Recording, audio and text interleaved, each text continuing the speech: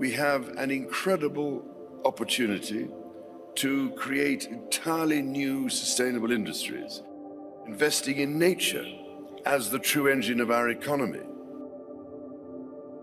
The current global crisis has disrupted every aspect of our lives, but it has also presented us with an extraordinary opportunity, a chance to reset and accelerate efforts to improve the state of our world.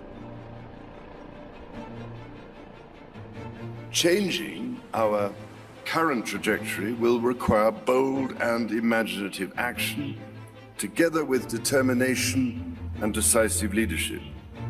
In order to secure our future and to prosper, we need to evolve our economic model, putting people and planet at the heart of global value creation. If there is one critical lesson we have to learn from this crisis, we need to put nature at the heart of how we operate. We are on the verge of catalytic breakthroughs that will alter our view of what is possible and profitable within the framework of a sustainable future.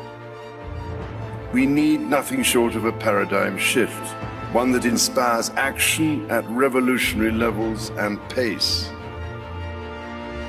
We simply cannot waste any more time. The only limit is our willingness to act.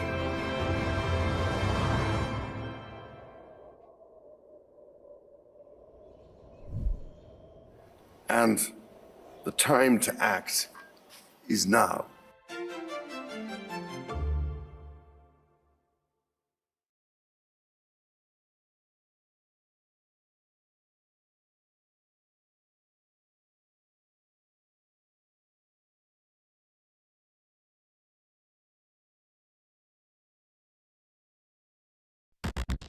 In 2001, a real-world exercise tested the emergency response to a bioterror attack on the continental United States.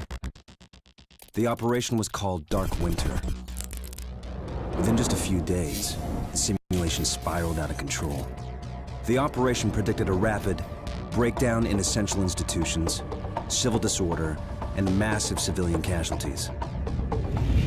Dark Winter has revealed how vulnerable we've become. Our lifestyle, our security, our safety, depends on a delicate and unstable economy. We've created a system so complicated that we no longer understand how to control it. Oil, power, shipping, transport. We live in a complex world. And the more complex it gets, the more fragile it becomes. The system is built on a global supply chain that gets things where they're needed, just in time. We've created a house of cards. Remove just one, and everything falls apart. And what's fueling this system? Money. Americans can spend $90 billion in a single day of shopping. Last year, 200 million people swarmed their local stores on November 23rd. We call that day Black Friday. Did you know that a flu virus can survive on the surface of a banknote for up to 17 days? One day, there will be a pandemic. It could begin during the crush of Black Friday sales. A pathogen will jump from tainted banknotes to human skin, onto food, toys, children, and loved ones. By the time patient zero feels the first sore throat, millions of people will already be infected. From this point, the breakdown will happen fast. Day 1, hospitals will reach capacity. Panic will strike. Day 2, quarantine zones will be established. Resources will be rationed. Transport will go into lockdown. Day 3, international trade will stop. The oil will dry up. The stock market will collapse. Day 4, the power will fail. The shelves will be empty. The taps will run dry. And once hunger and despair take hold, people will do anything for survival. By day 5, everyone will be a potential threat. In 2007, a new presidential directive was signed quietly into law. This maps out the government's response to a crisis, a plan to cope with a real dark winter. It is known as Directive 51. There are rumors of shadow agencies, sleeper cells, covert agents, but nothing can be confirmed. Our complex world is primed for breakdown. And once the chaos strikes, There won't be resources to save us all. the only question left is, what will it take to save what remains? To be clear, I think one of the things we're talking about here is that there are now weapons under development and developed that are designed to target specific people. Right, that's what this is, where you can actually take someone's DNA, take their medical profile, and you can target a biological weapon that will kill that person, or take them off the battlefield, or make them inoperable. So you can't have a discussion about this without talking about privacy and commercial data, and the protection of commercial data, because expectations of privacy have degraded over the last 20 years. Young folks actually have very little expectation of privacy. That's what the polling and the data show. And people will very rapidly spit into a cup and send it into 23andMe and get really interesting data about their background. And guess what? Their DNA is now owned by a private company and can be sold off with very little intellectual property protection or privacy protection. And we don't have legal and regulatory regimes to deal with that. So we have to have an open and public discussion, and this is going to have to be a political discussion about what does the protection of healthcare information, DNA information, and your data look like, because that data is actually going to be procured and collected by our adversaries for the development of these systems. Brain science, as you may know, has also had a fairly rapid development and trajectory of its capabilities, moving from fairly simple approaches to studying the brain to far more complicated approaches that I'll talk to you about today. In other words, if I'm able to in some way assess and affect this thing that is in at least some way demonstrably and perhaps to a large extent responsible for making you, your persona, your thoughts, your hopes, your dreams, well, look at the power that that can yield. We like to talk about influencing hearts and minds, but this is a question of influencing brains to influence hearts to then influence minds. Moreover, in utilizing the brain sciences in these ways, I think it becomes important to understand a formal definition of a term that I will use repeatedly throughout this lecture. This term, a weapon. I can manipulate the type of information and its delivery so as to be able to influence brain state. This is part of the incentive and underlying rationale and methods that were employed in a DARPA program called Narrative Networks that was led by a colleague of mine, Dr. William Caseby. What types of kind of neuroweapons can we engage and develop? Well, I provide them for you. I don't want to go down into specific granularity as to each one of them do, because I don't want to give you bad dreams, and you're not going to blame me if you wake up in a cold sweat screaming in the middle of the night. But this is what we can do with these things. Again, let's think here about drugs and bugs. If we're looking at drugs, we're looking at what we call in-close pharmaceuticals. These are not weapons of mass destruction. These are weapons of mass disruption.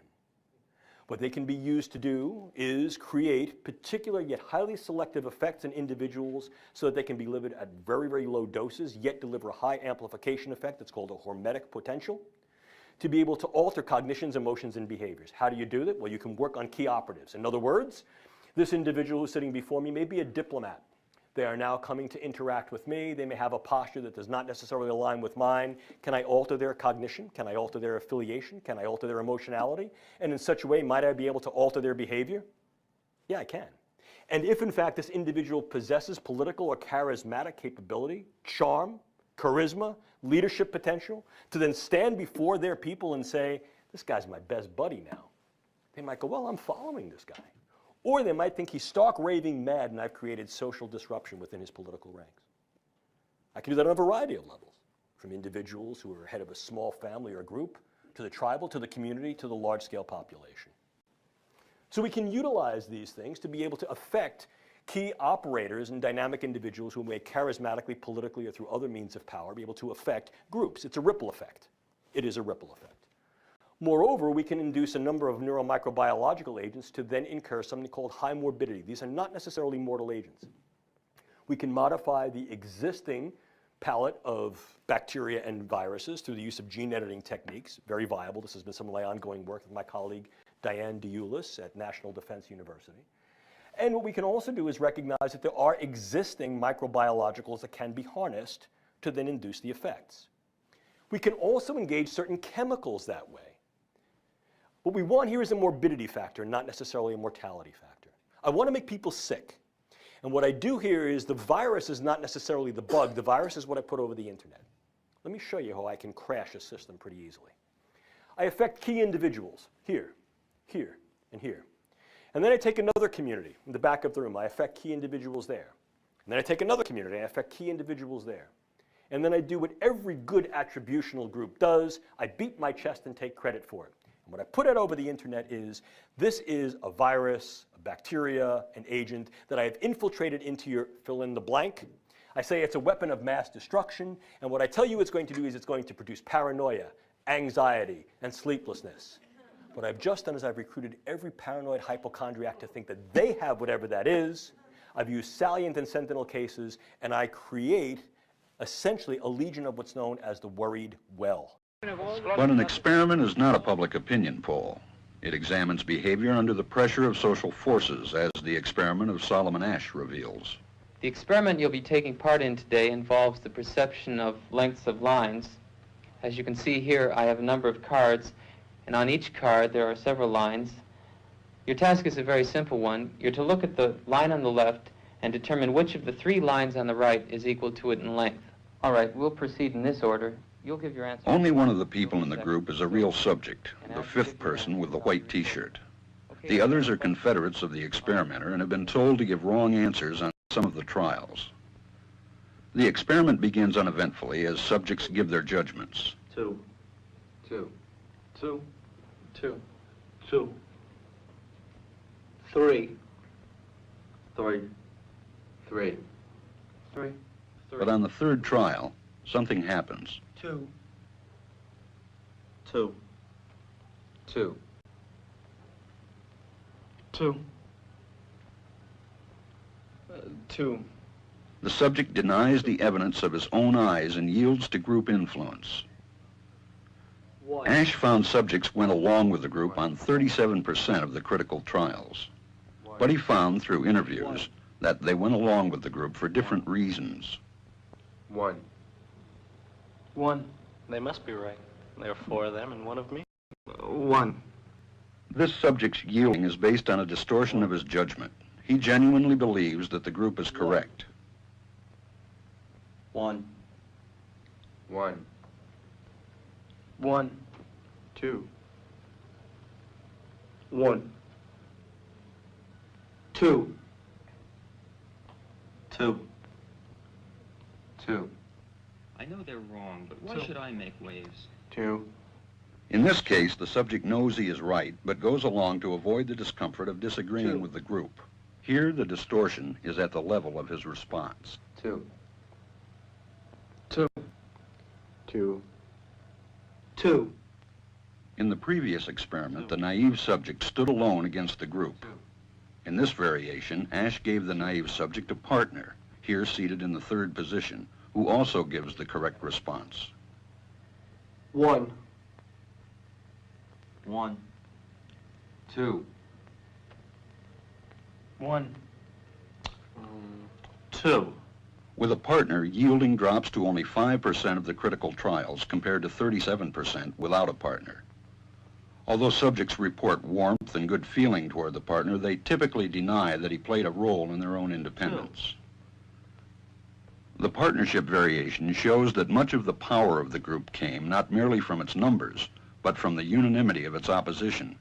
When that unanimity is punctured, the group's power is greatly reduced. Sometimes we go along with the group because what they say convinces us they are right. This is called informational conformity. But sometimes we conform because we are apprehensive that the group will disapprove if we are deviant. This is called normative conformity. The strength of the normative factor is shown in another variation carried out by Asch. In this variation, the subject is told that because he had arrived late, he would have to write his answers. Subjects in this private response experiment are exposed to the same amount of misleading information as other subjects, but they are immune from any possible criticism by the group. 1. 1, 1. And this enormously reduces the pressure to conform. Conformity drops by 2/3. Asch's experiment is a classic. It reveals how people will deny what they see and submit to group pressure. It allows us not only to observe conformity, but to study the conditions that increase or reduce its occurrence. How are you, sir? We'd just like to ask you about why you don't want to fly commercial. Why have you said that you won't fly commercial? You said that it's like getting into a tube with a bunch of demons. Why do you think that? No, listen to me just a second. Of course. Not the people. The main reason is because of the need. If I flew commercial, I'd have to stop 65% of what I'm doing. That's really the main. Isn't it true that you want to fly commercial so that you can fly in luxury? How much money did you pay for Tyler Perry's Gulfstream jet, for example? Well, for example, that's really none of your business, but... Isn't it the business of your donors? Listen, I paid. You kind of caught me off guard here, okay? Certainly. Well, if you'd like to come out here, I'd like to give you a chance to catch your breath and have a conversation. We don't want to catch you off guard. I love Inside Edition. You got to get this now. Hey, you listening to me? My wife thinks Inside Edition is, oh yeah.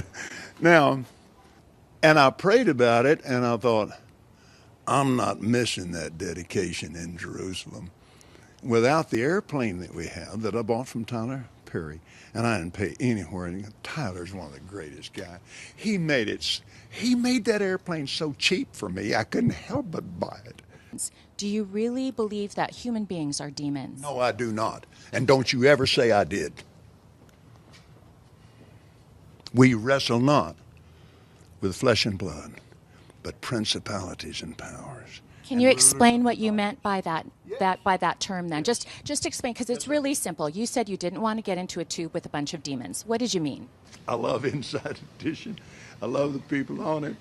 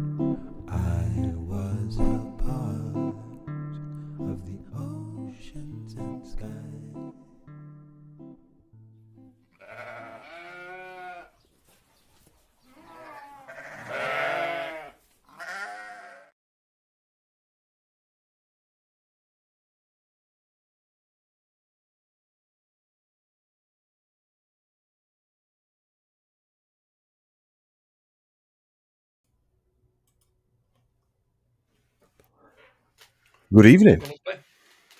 How are we doing? All right, we are. We're on. We're up and running. Good evening. Need to pull your mic towards you, Chris. Oh, yeah, sure.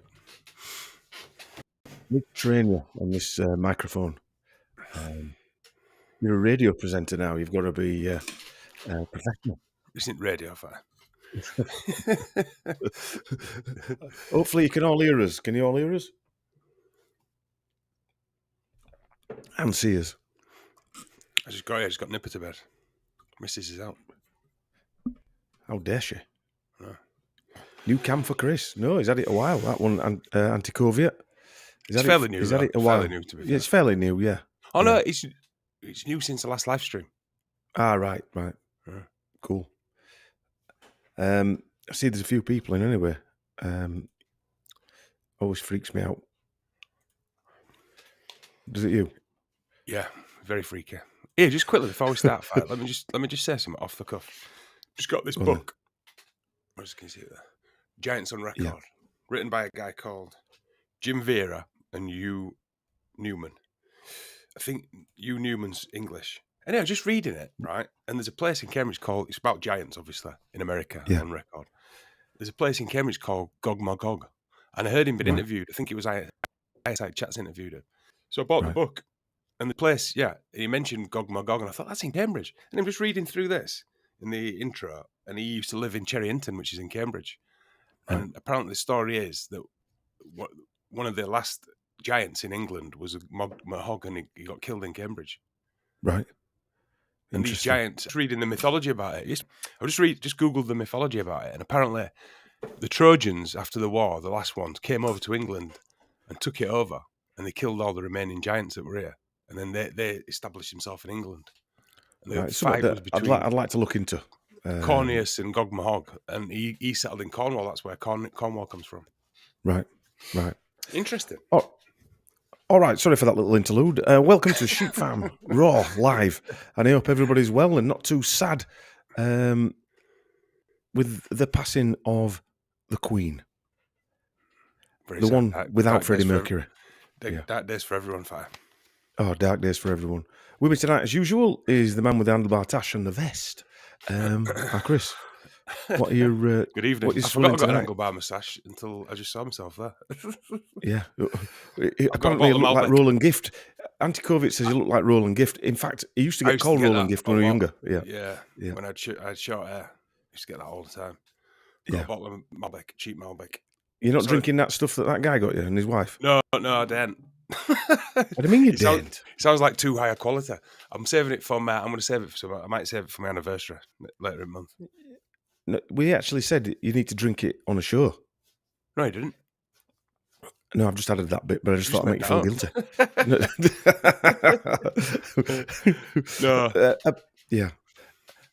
No. Remember, we need to be in mourning for at least 10 days, though. We've been told. I thought it was 17. I don't know. They keep making new numbers up.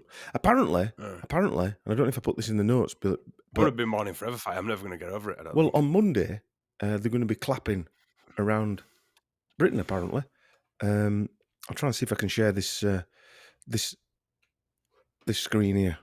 See if I'm up to it. Oh yeah.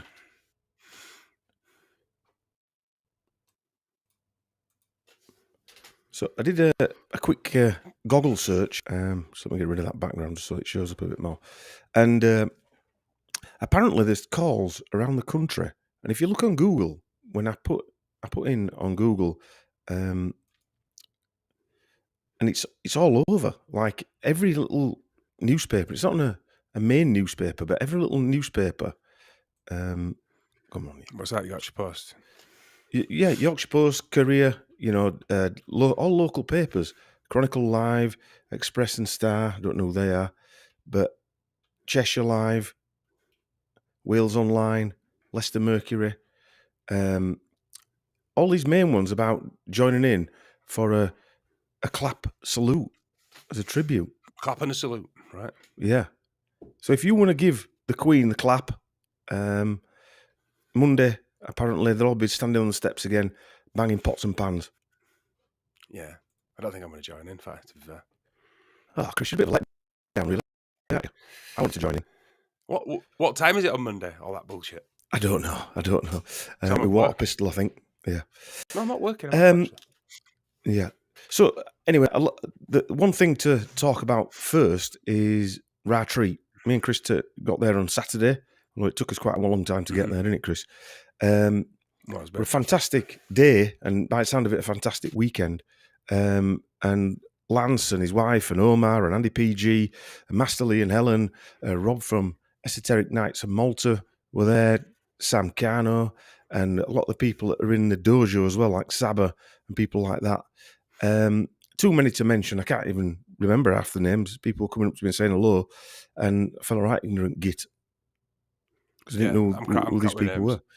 I remember faces, but it was it was mental. As soon as we got out of the car, we were getting spoke to. It was lovely, actually. It was really nice, really nice. Like we were saying, a couple gave me a really good quality bottle of wine, but I'm not going to drink it on the show. I'm going to save it for my anniversary. So thank you for that. Yeah, so thanks to everybody there for being really nice. It sort of freaks me out. I'm not really somebody who wants to be known, to be honest with you. But anyway, there you go. I suppose we've got ourselves into this now. What are you doing on YouTube then, you know? What you're doing on YouTube then with people watching, I know. But it's more the fact that getting the research out there that I want to do, but I suppose it comes with the territory. We're nothing special. We're no different from anybody else. I don't think we're any different. So it's not. Anyway, we're nice to meet you with Mark Devlin. I know you haven't met him, but we're nice to meet him again. Yeah, and it was good to connect with people. To meet a lot as of well. Guys as well. We've not met them before, have we? Yeah, not met any of them guys before. Good to talk to Master Lee for most of the night, to be honest with you. So what we're going to start tonight? Well, you'll have seen the intro video, and all those intro videos have got a story with them, and we're going to go into those a little bit. Tom Clancy, and that actual game as well, because of some sort of background on that, and all the other videos if we get a chance. But we're hoping to stay on about an hour and a half, 2 hours tonight. So hopefully we'll get there. Might put a spoiler alert on books and films and video games if you like Tom Clancy, though. And yeah. So first, I want to go through some news, and I'll do another share screen in a sec. I was showing people this. It freaked me out a little bit.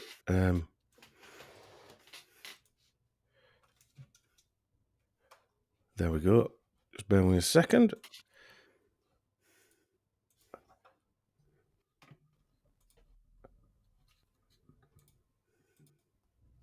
Yeah, this one here.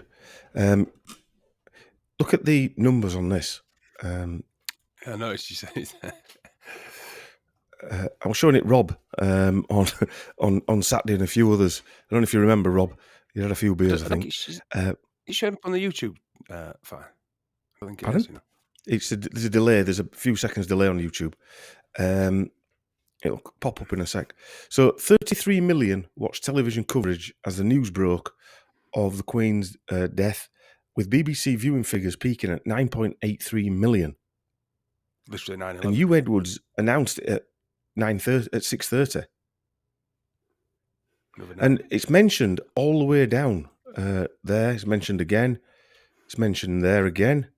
It's mentioned here again. Are they trying to get a message to anybody, Chris?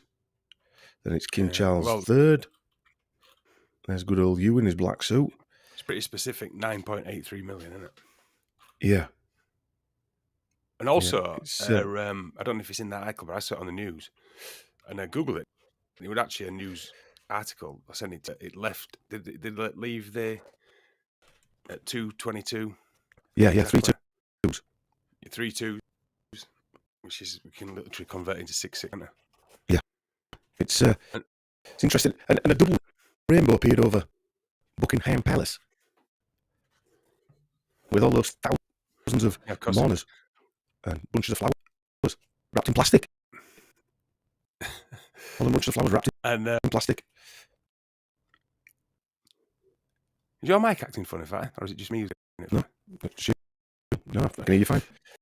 I saw another article that said there was a beam of light beaming through the roof onto the procession as well. Right. Just at the same time. Yeah. I just find interesting about Royal Family. Yeah. It does me as well. Everything that happened is, you were saying earlier on, how well orchestrated it is. Your mic is clipping, someone saying fire. It Right, funny. Right. It says it's going, what's that guy called? Right. Full signal. Oh, Dom's got for me, I'm afraid. No, I went out and came back. Is it any better? Yeah, that's it, it's working now. Yeah, that's it, it's working. Yeah. No. Right. Strange. I mean, sometimes I the always tell you to system mic out. does a little bit like yeah, that. I know you do. You don't I feel better now you're telling me. Feel you're better now. You're a mic expert. But Operation Unicorn was set in motion, and came into full force when Queen Elizabeth died. Now, the unicorn is actually on the royal crest, isn't it? Sorry, Fatty, what's Operation Unicorn? Is that? It went into place if she died in Scotland. Right. You know, and that's that whole thing about getting the body back down to London was part of that Operation unicorn, Operation Transgender. Right. Yeah. But that's the really unicorn, important, you definitely need an operation around it. Yeah. Yeah, but the unicorn, ironically, was thought to have been brought to Scotland by the Templars. Right. So again, we're coming to that Masonic rights type thing. It's on the coat of arms as well, isn't it? I think. It is, yeah. And we talked about this in the Trudeau one, about the unicorns, because we're called lions and unicorns.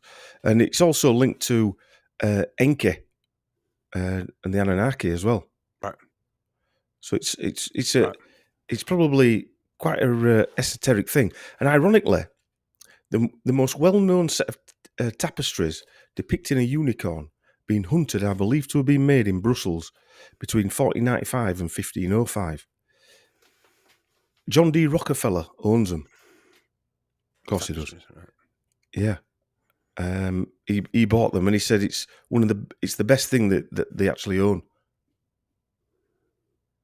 So God knows what he means by that. And the House of Stuart, which Prince William belongs to via his Spencer heritage, is also known as the House of Unicorns. Right. Yeah, I remember this now. Yeah. And the Rothschilds have a unicorn on their coat of arms. And their coat of arms has a bigger crown than royal families. Yeah. Shouldn't really surprise us, should it? It's funny firing the unicorns at children. Why has everything got a unicorn on a rainbow on it? Well, I mean, that is another sort of conversation. I mean, everything has got these things on it, hasn't it? You know, the unicorn and the rainbow, and they'll both appear when the Queen dies. I don't know what anybody thinks in the chat, but, you know, it can't be a coincidence there that they're utilising both the rainbow and the unicorn at the same time in the middle of this transgender thing. Yeah.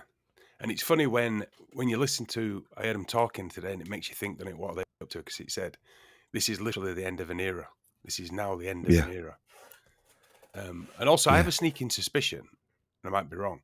We were on about the euro and England being in the euro, and are they going to try and turn England to digital currency rather than replace it with? Because we've got the Green King Charles in now, who's super eco, whatever bullshit. In his helicopter. No, in his helicopter and his private jets. Is he going to say it costs too much and it's ridiculous to put my face on the crown on the on the notes and everything? Well, somebody mentioned that. Go straight to digital.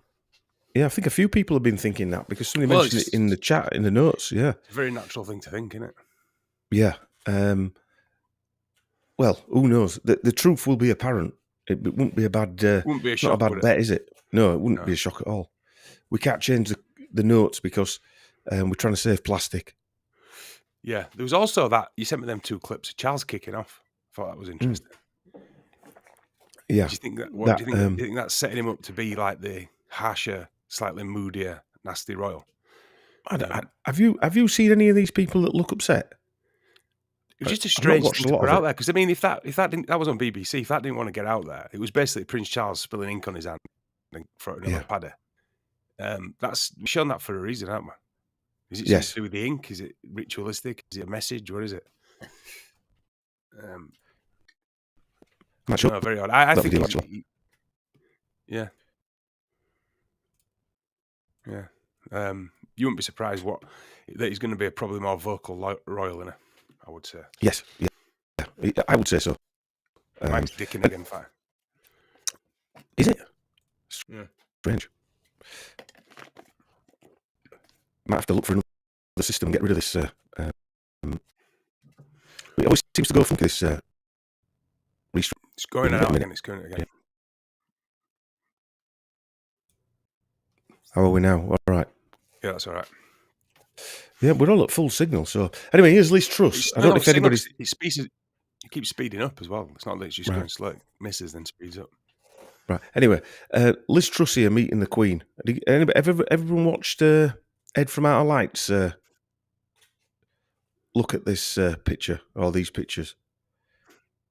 Have you seen it, Chris? Yeah, I've seen it. Yeah. Well, I've seen this picture as well. I mean, she looks like a hobbit talking to Gandalf. Yeah. Well, apparently, you do lose an inch a year after you're a certain age or something like that. So she has, well, if it is a shrunk. But I mean, I don't even know if that's a real image. It's not even that she's small. It's just, it doesn't look in proportion. And Liz Truss's skirt looks weird. She looks like she's been cut out and stuck on. Yeah, she does. Yeah. They're the rainbows? Oh, there's your rainbow. Yeah. Wow, what a magical moment. So this is Prince Charles, the breakdown in gematria of his name in English and Hebrew. And they all add up to 666. Right. What Prince Charles does? Well, Prince Charles of Wales, which is what his royal title is, and the same name in Hebrew that you see down there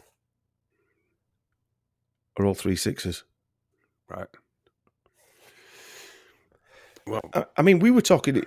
Could he be the coming of the Antichrist, or?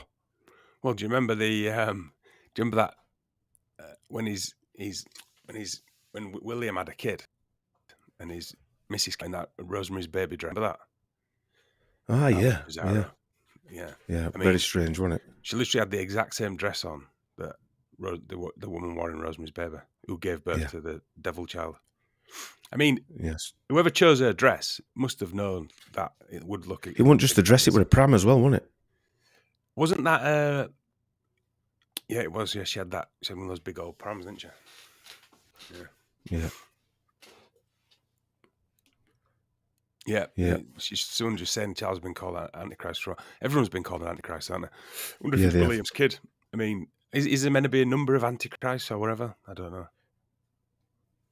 Yes. I think there's meant to be more. Interesting. In a few years ago, he was in. He went for a walk through. Somebody wrote this Brazilian rainforest, and he was given a statue. I think it was a bronze statue of himself, and I'll show the picture. And he's got wings on. Is that him? That's him. That's meant to be Charles. Yeah. If you saw close up, you'd recognise him. I mean, that looks like the devil himself, doesn't it? Well, he stood on dead humans here. Did he give him that as a present or an insult? I don't know, but this is what he said at the bottom. But instead of denouncing the statue as blasphemous, when he saw it, Prince Charles said he was amazed and deeply touched, and gave permission for the Brazilian officials to create the larger version.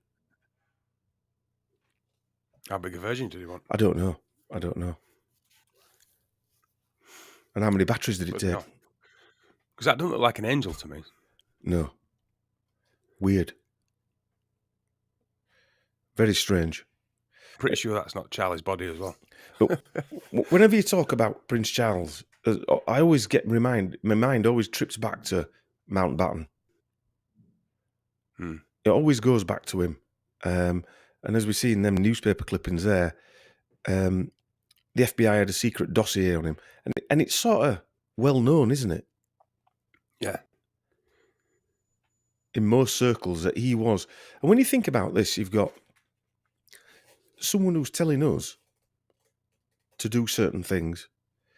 He's obviously, whether anything's happened or not, you don't know, but he's been close to several that we know of, prominent, let's just say, known nimblers throughout his life, with Jimmy Savile being another one of them. And yet nobody mentions it. There's no talk of this on any news station or anything ever. No. They'll talk about Jimmy Savile, but they'll just miss out that he used to write letters to King Charles, now I suppose he's called. It's a strange thing. Anyway, I don't really want to waste that much time on these freaks. A couple of news stories. You sent me one over that there's going to be a weekly jab, apparently, for obesity. Yeah, why not? Might as well. Can you remember sending me that? Yeah. No, the reason I sent you that, because I sent you a few. It was a fact in the mail online that day when I was just looking through it. There was about half. I think I sent you about 4 blooming different jib jabs for different things. Different spears, yeah. It was one of them. Yeah. But this is a weekly one. So what do you do? Does it suck outwards instead of inwards? I don't know. The drug has been approved for use in England after it was shown to help patients lose an average of 15% of their body weight. They never tell you what's in it, do they? Patients can inject themselves with a semaglutide, which works by hijacking the brain to suppress appetite and slash calorie intake. How about you just stop eating?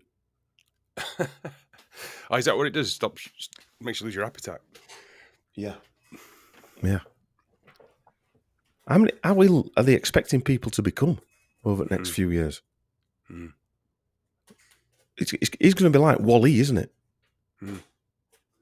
I always thought that when I first saw it, strapped into a chair with your phone strapped to your head. What, with a carton of Coke? Yeah. I don't know if anybody ever seen the Space Needle. That I'm going to show that now. Actually, yeah. We'll talk over the top of it. I heard someone mention it. I can't remember who it was. Look at the Space Needle. I mean, if you talk about Operation, what is it? Blue Book, is it? Blue Beam. Blue Beam. Sorry. An alien invasion. I mean, look at this. It's from. Is it from 2019, 2020, New Year's Eve? But it goes mental, doesn't it? Yeah. I mean, there's octopuses and all sorts coming out of it. So I'm sure there's some. I mean, I don't know if that's fireworks or not, but it doesn't look like fireworks. It looks more laser type or virtual reality. But I mean, that shows you that they could fake a alien invasion or some kind of other catastrophe from the sky, couldn't they? Yeah, that's at the Seattle. I think that's called the Needle, in it, or Tower or something. That's where it is. The Needle. I think is it from Men in Black? Do you remember when he flies off in the UFO at the end? I think it's that one. I haven't watched Men in Black. I can't do a Will Smith. It does my head in. I couldn't watch Prince of Bel-End either. No, I never watched that either. No, I mean, just look at this, what they're doing here. Yeah. I mean, I didn't even analyse what imagery is in it, really, did you? Well, there's at the end of this one, the reason I put this bit on is there's a monarch butterfly at the end. Right. Look at this. I mean,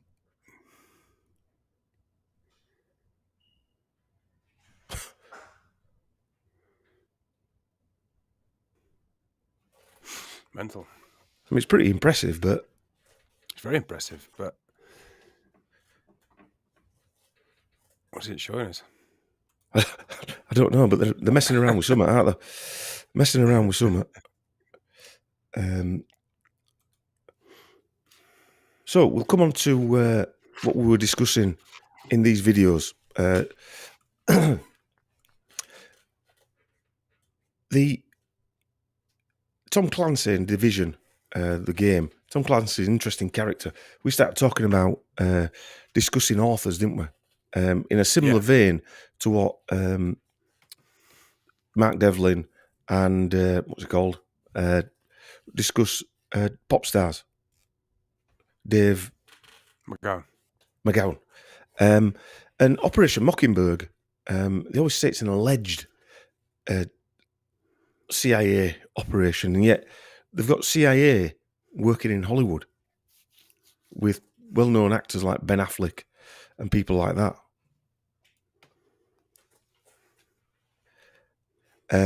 So yeah, I'm gonna. You all right, Theo? Yeah. This is live, you know. Oh.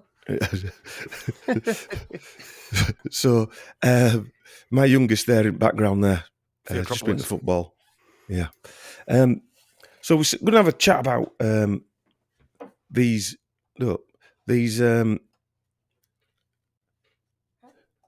books or this game, The Division. Because Christian, you came across some images on the game, didn't you? Where that was Spider-Man. So that was a Spider-Man game you sent me over, weren't it? Yeah. That was in the middle of lockdown. I started playing it. I know I should grow up because I'm nearly 50 playing video games. But played that Spider-Man game, and it ended up a virus being released in New York. I couldn't believe it when I was playing it. I mean, it was in the middle of lockdown. Yeah. And it ended up where everyone were wearing on the face, walking around New York coughing, and you were trying to solve this problem. And the main bad guys all wore like Japanese masks as well. And then it said, stay safe. These were the signs on the wall. I took these pictures to show you. They were literally on billboards. Stay home, stay safe.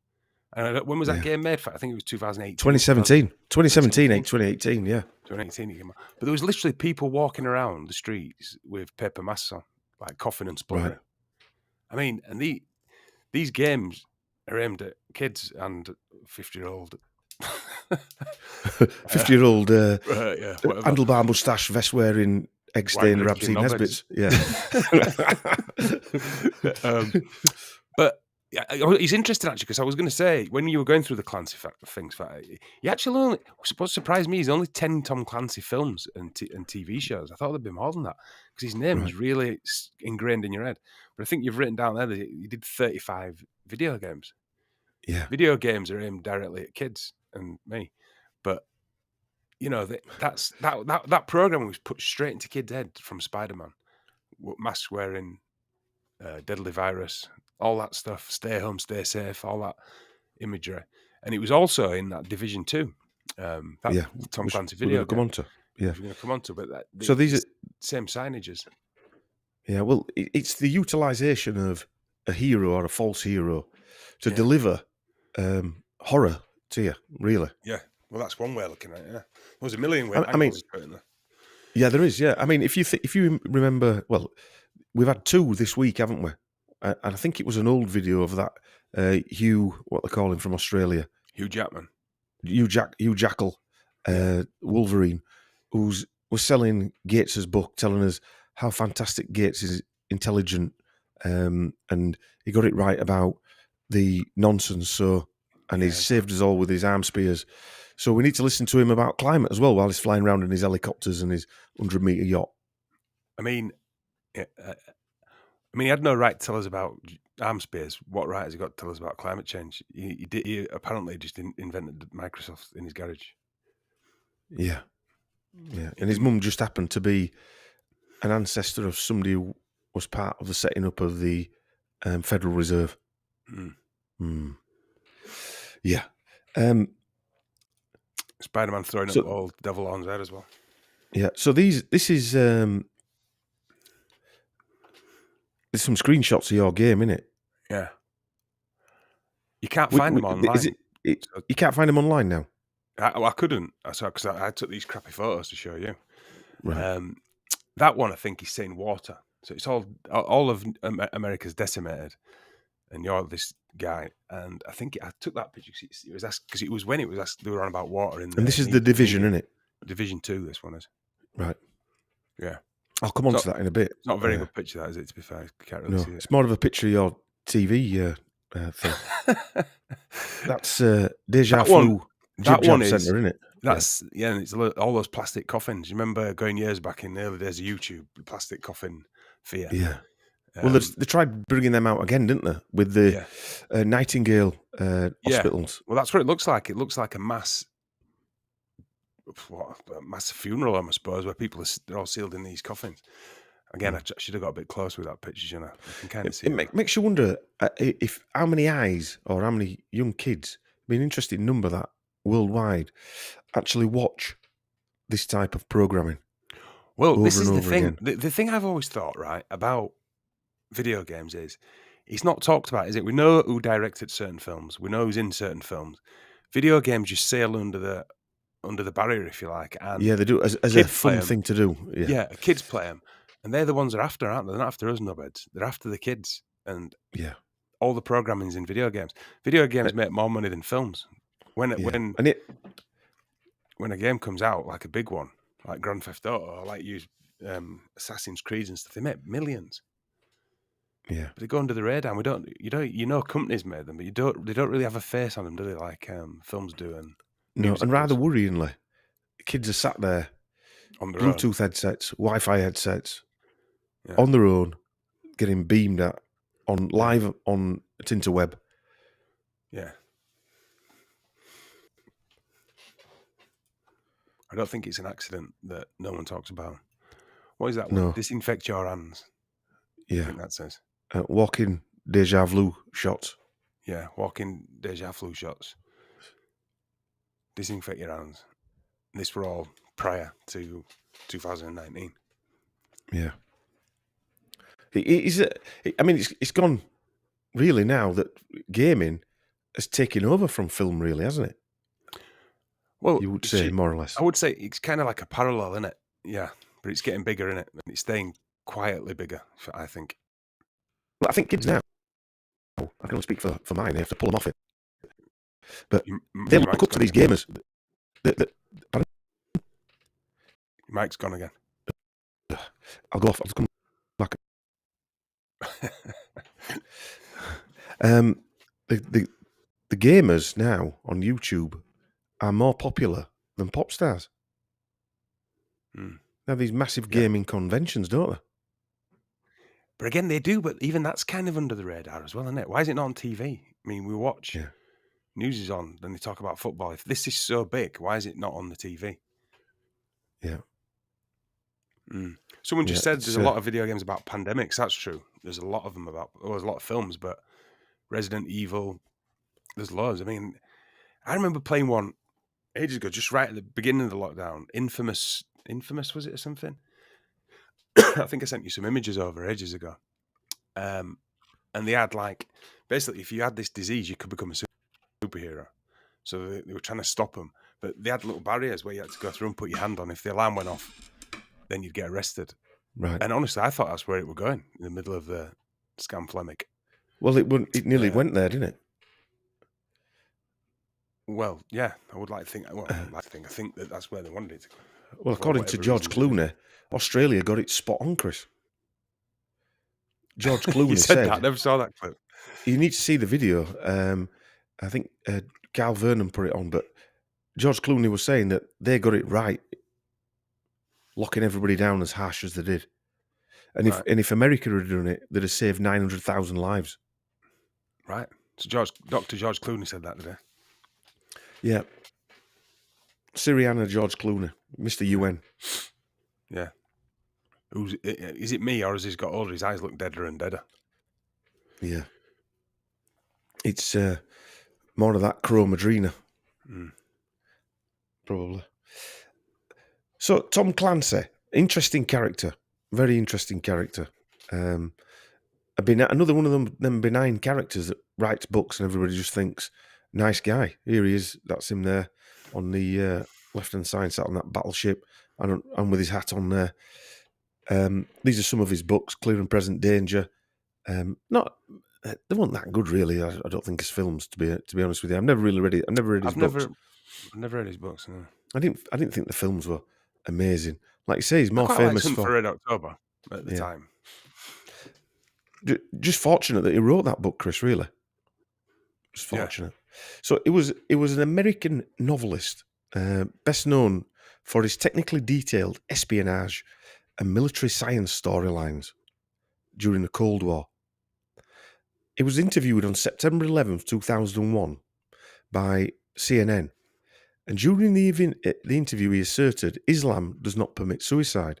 Among other observations during the interview, Clancy cited discussions he had with military experts on the lack of planning to deal with a hijacked plane being used in a suicide attack and criticised the news media treatment of the United States intelligence community. Right. So these guys that did, what was that thing in the 60s where they planned to do it in Cuba and blame Fidel Castro? I forget what the operation was. Operation Northwoods, something like that. And blame Castro for flying a plane into buildings. 40 years on, or whatever it was, hadn't thought that somebody could do that, even though I'm not saying that's what happened, but and he was sticking up for him, saying we should let him off. So who really was he?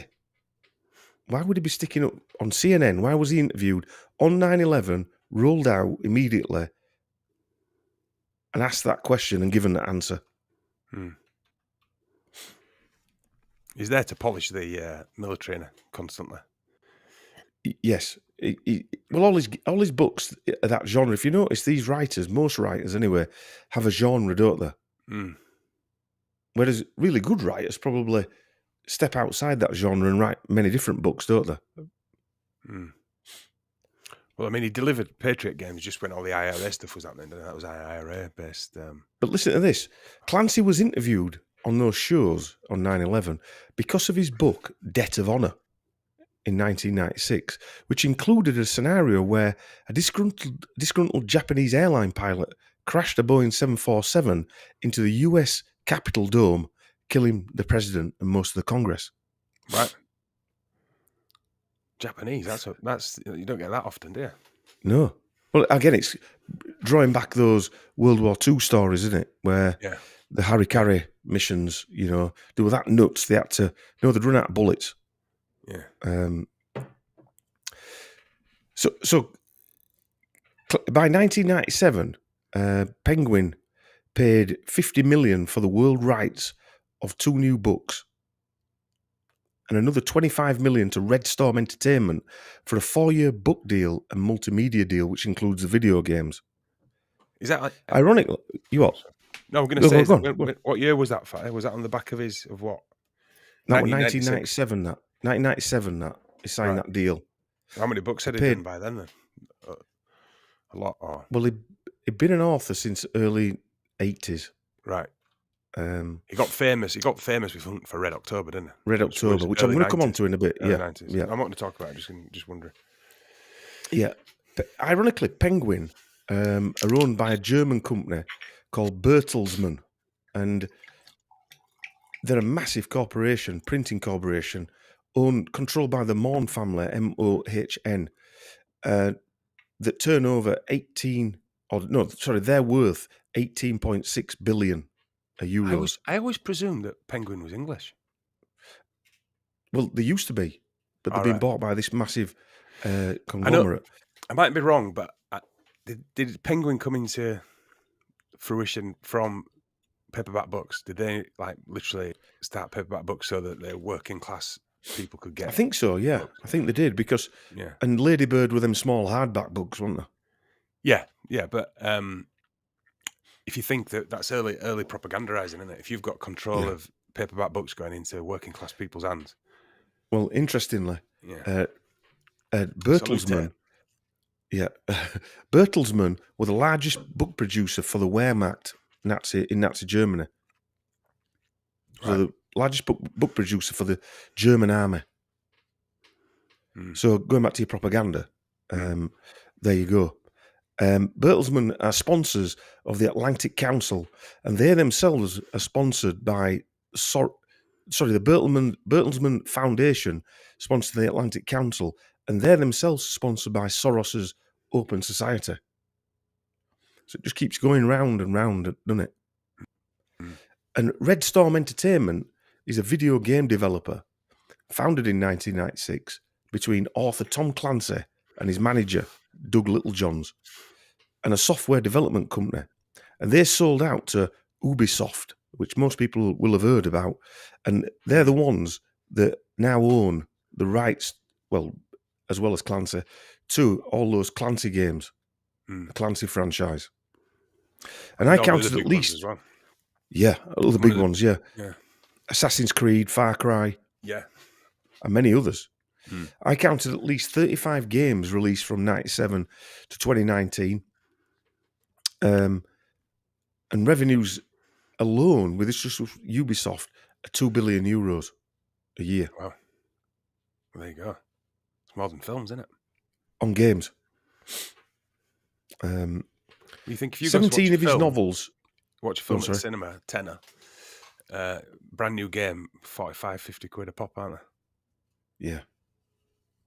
Yeah. And that they're released internationally, millions of people buying them. Yeah. And now, interestingly, games, again, like records, you actually get nothing tangible anymore. Books, records, games, all in the Gates cloud Well, it's going that way, yeah. It's not totally gone that way, but it is rapidly going that way, isn't it? Yeah, there's nothing there to hold anymore. You don't get a vinyl or a CD, for argument's sakes, or a book. You know, people look at the Kindle now, they're staring at a screen again. Well, I think the part of a good book it's turning the LPs, pages, man. Even a CD, it was the art cover, the cover art as well, wasn't it?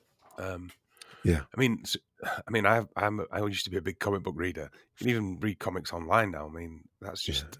I don't know. The feel that the energy in the book or the look record at the music and the industry, effort. where you can now have Spotify and have 10,000 songs. Where you used to have. I mean, maybe I'm being a Luddite and a bit of a knob here, but you had to save up your pennies and go and buy it, and you looked at it over. You know, if you remember them days, you looked at them over and over again, didn't you? Read all the notes in the CD or album, you know, and you laboured over the artwork and read everything. I mean, now it didn't really matter. Someone just said it's all digital, you learn nothing. That's literally that was the beginning. That is what it is. Yeah, it is. Yeah, and 17 of his novels have been bestsellers, and more than 100 million copies of his books have been sold. Bloody hell. Like I said, I'm shocked there's only like 10 films there, isn't there? I'm shocked by that. I thought there was. In my head, I would have thought if you'd have put 30 up there, I'd have thought that would have been nearer. But he has done. Games. Yeah, he has done. He doesn't look very military, does he? No. He has done quite a few, like, like series. I think a few has been turned into series, so it's not just about a film. There are some that have been turned into like 10, 12 part series. Character, which Harrison Ford played in Patriot Games. Yeah. I think someone did a series about that. I can't say I'm interested in him, to be fair, anymore. Well, I mean, we spoke about this. Ben Affleck's linked to CIA, isn't it? And his wife, Jennifer Garner, did that advert for CIA recruitment. She did Alias, wasn't it, where she was literally a CIA agent. Right. I think quite openly as well. They say that they got help making that from the CIA. J.J. Abrams made it, didn't he? Right. Well, Clancy's novels, that novel anyway, Jack Ryan and John Clark, his most famous novels, are all Irish Catholics like himself. And he was actually, it's ironic, isn't it? He's an author, but he's probably more famous for his video games than he is actually for writing books, isn't he? Yeah. I mean, does he come up with a concept, I'm guessing, and then they just go ahead and make the game? But his name's at the top of a lot of video games, isn't it? Yeah, well, a lot of video games, I mean, he's dead now, but a lot of video games have been... is he dead? I didn't know he was dead. Yeah, he's dead, yeah. Have been released. When did he die? Hang on a minute. He died in 2013. So how many games have been released since his death? All right. I mean, that makes it even weirder to me. I don't know about you. Yeah. He's a brand, isn't he? He's not a person. Yeah. And 100 million books, 100 million, worldwide in different languages, pumping that. Some serious brainwashing, that, isn't it? It is, yeah. Yeah. And his name was also used on movie scripts written by ghostwriters. Right. Non-fiction books on military subjects, occasionally with co-authors. So he was just a character, wasn't he? That's why he had that baseball hat and those big glasses on. A bit of history here, which might sort of tie it all up. Clancy's mother sent him to a Catholic secondary school taught by the Jesuit religious order, Society of Jesus. Right, he's a Jesuit. Yeah, the Society of Jesus, also known as the Jesuits, is a religious order of the Catholic Church headquartered in Rome. Jesuits are thus sometimes referred to as God's soldiers or the power behind the throne. They always drop this when you're doing some research. You always find a couple of nuggets. You think, that's why you were chosen. Yeah, fully signed up. Members of the Society of Jesus are expected to accept orders to go anywhere in the world where they might be required to live in extreme conditions.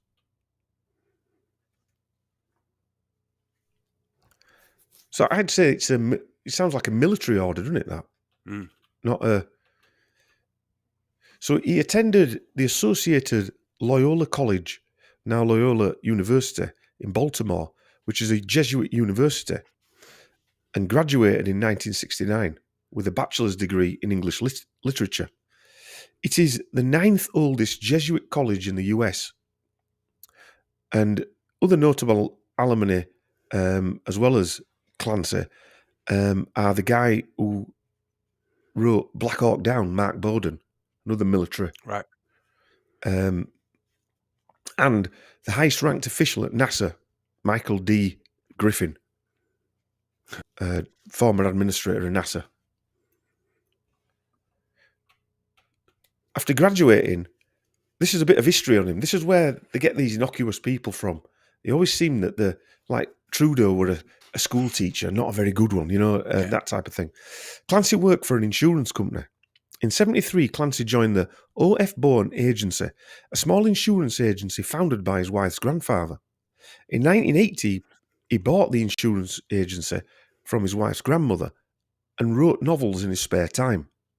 While working at the insurance agency, he wrote his debut novel, The Hunt for Red October, in 1984. Right. Clancy's career began in 1982 when he started writing that book and sold the publishing to the Naval Institute Press for $5,000. Right. So he's got no naval experience. None. He writes a book about He was a Boy Scout. He was a Boy Scout, Chris. He writes a book about a submarine. And the Navy buy it off him. Yes. And the United States Naval Institute is a private, non-profit, professional military association that seeks to offer independent, non-partisan forums for debate, national defence and security issues. The organisation has no official funding ties to the United States Naval Academy or the US Navy, although it is based on the grounds of the Naval Academy and was granted permission by Congress in an act in 1936. So it's got no government connections, Chris. Right. It's just on the naval base, and it's been yeah.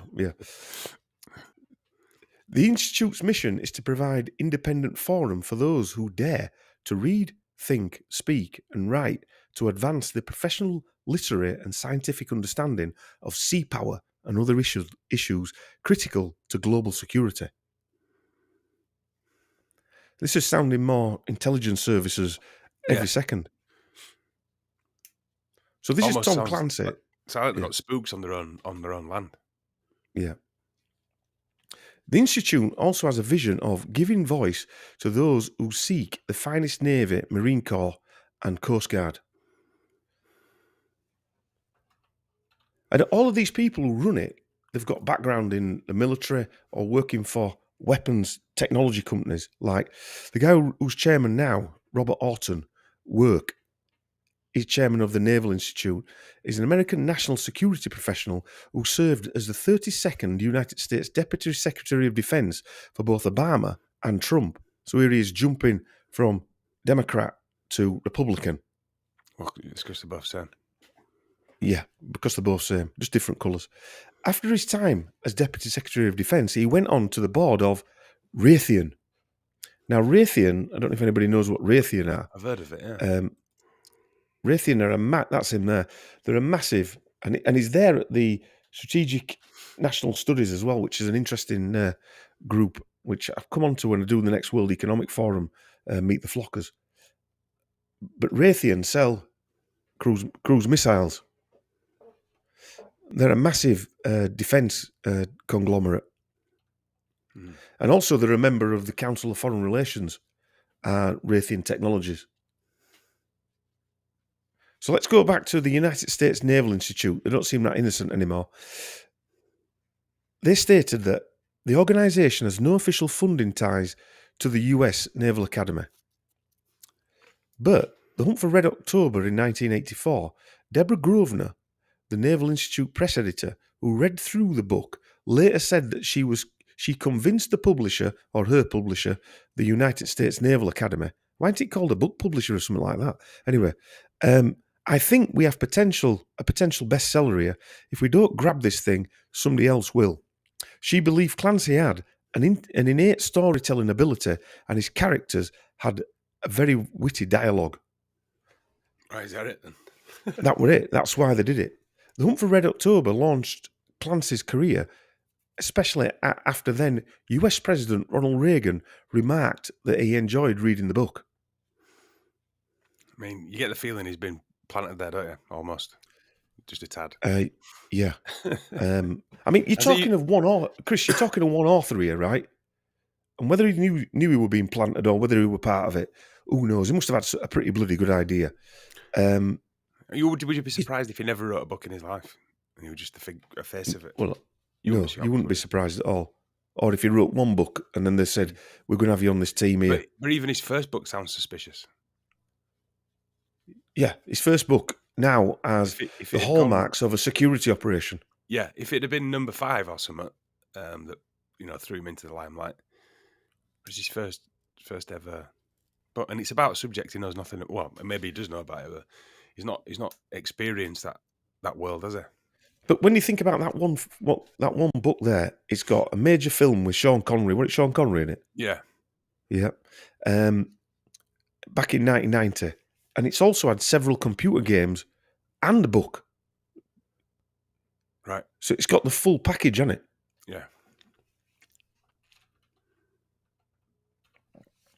And apparently, they weren't that good. Apparently, the book was instrumental in bringing the book genre of techno-thriller into the mainstream. Ah, right, yeah. Yeah, it's true, isn't it? So here we have a guy, 1990, bringing technology through a film just at the start of this technology boom. Mm. Coincidence? Mm. Well, a few questions here, Spring. How did he get all the access to this Cold War secret info? Mm. That's what I'm saying. He wasn't even involved in that world, was he? No. But he didn't just get it from the American naval. He got it from... Russian. It were Russians as well. Mm. Yeah, if Sean Connery played the Russian, didn't he? Yeah, if it was a closed shop, how on earth did he get access to all that info? Scottish Russian, yeah. He always had that. He didn't put an accent on. No. So he met when he met the Secretary of State, John Lehman, or the Navy Secretary, sorry. The first thing this John Lehman asked him about was, who cleared that book? Meaning which intelligence agency cleared that book. Mm. That's how good they said the book was. Oh, right. More shenanigans, I'm saying. Well, exactly.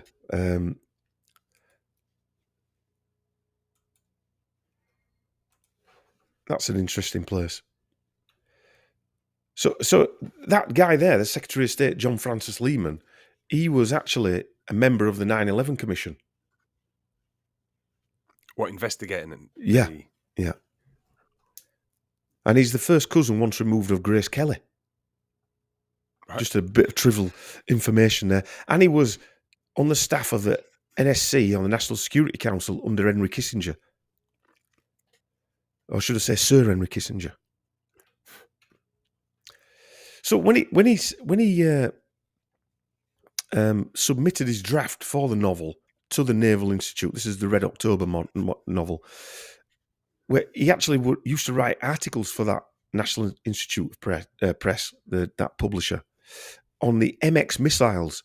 So, right, before he wrote Red October, he's writing articles on secret missiles.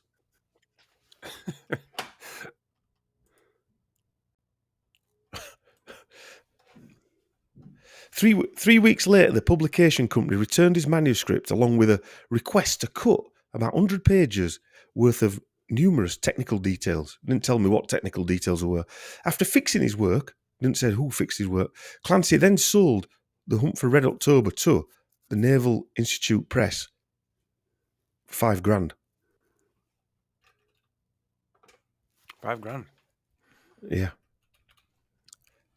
Interesting.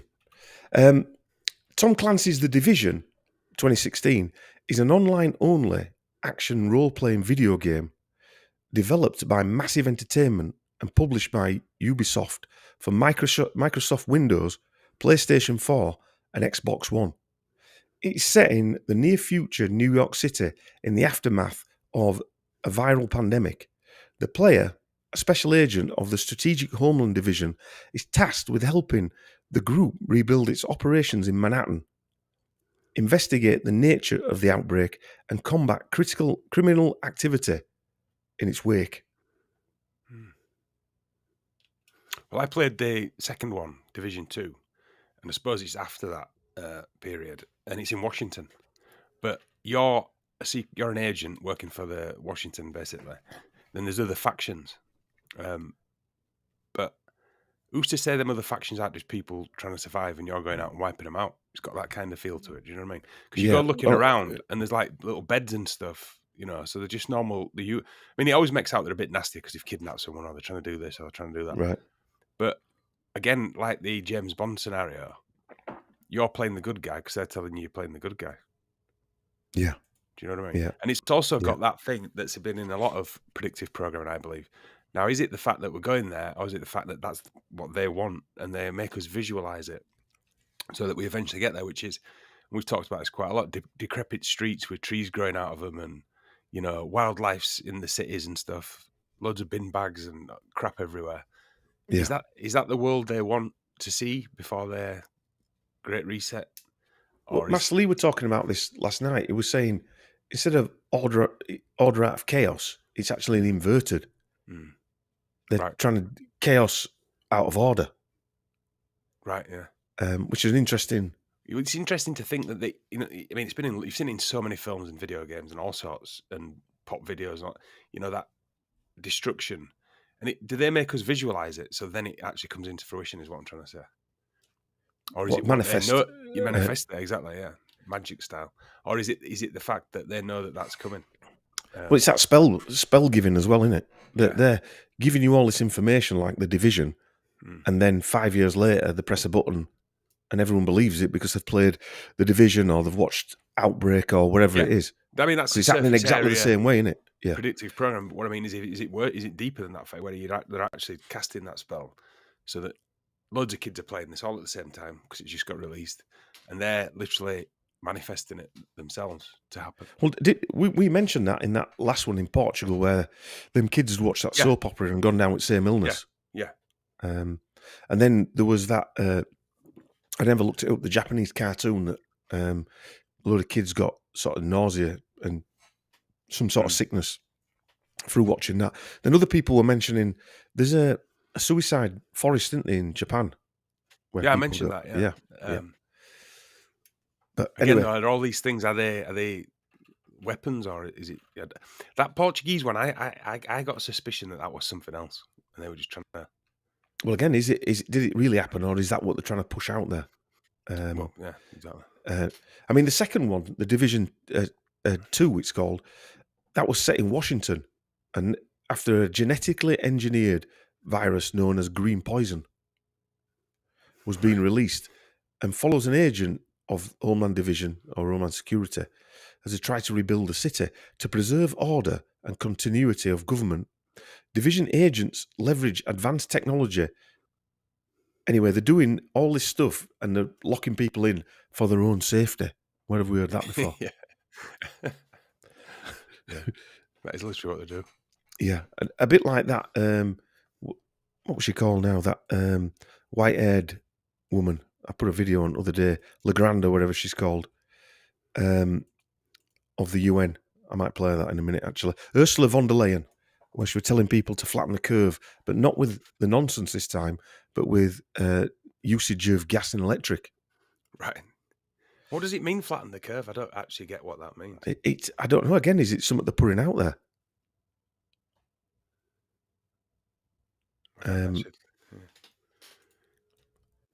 It's a strange word phrase to use. Mm. In fact, we'll have a break now. I'm going to play that. It's only on for a minute, so I shall screen share that, and then we'll move on to the Aspen Institute, which is another interesting.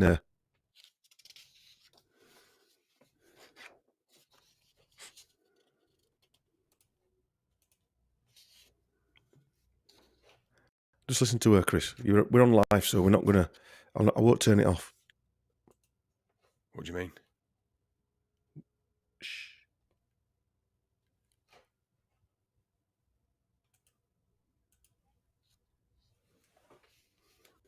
Can't hear her.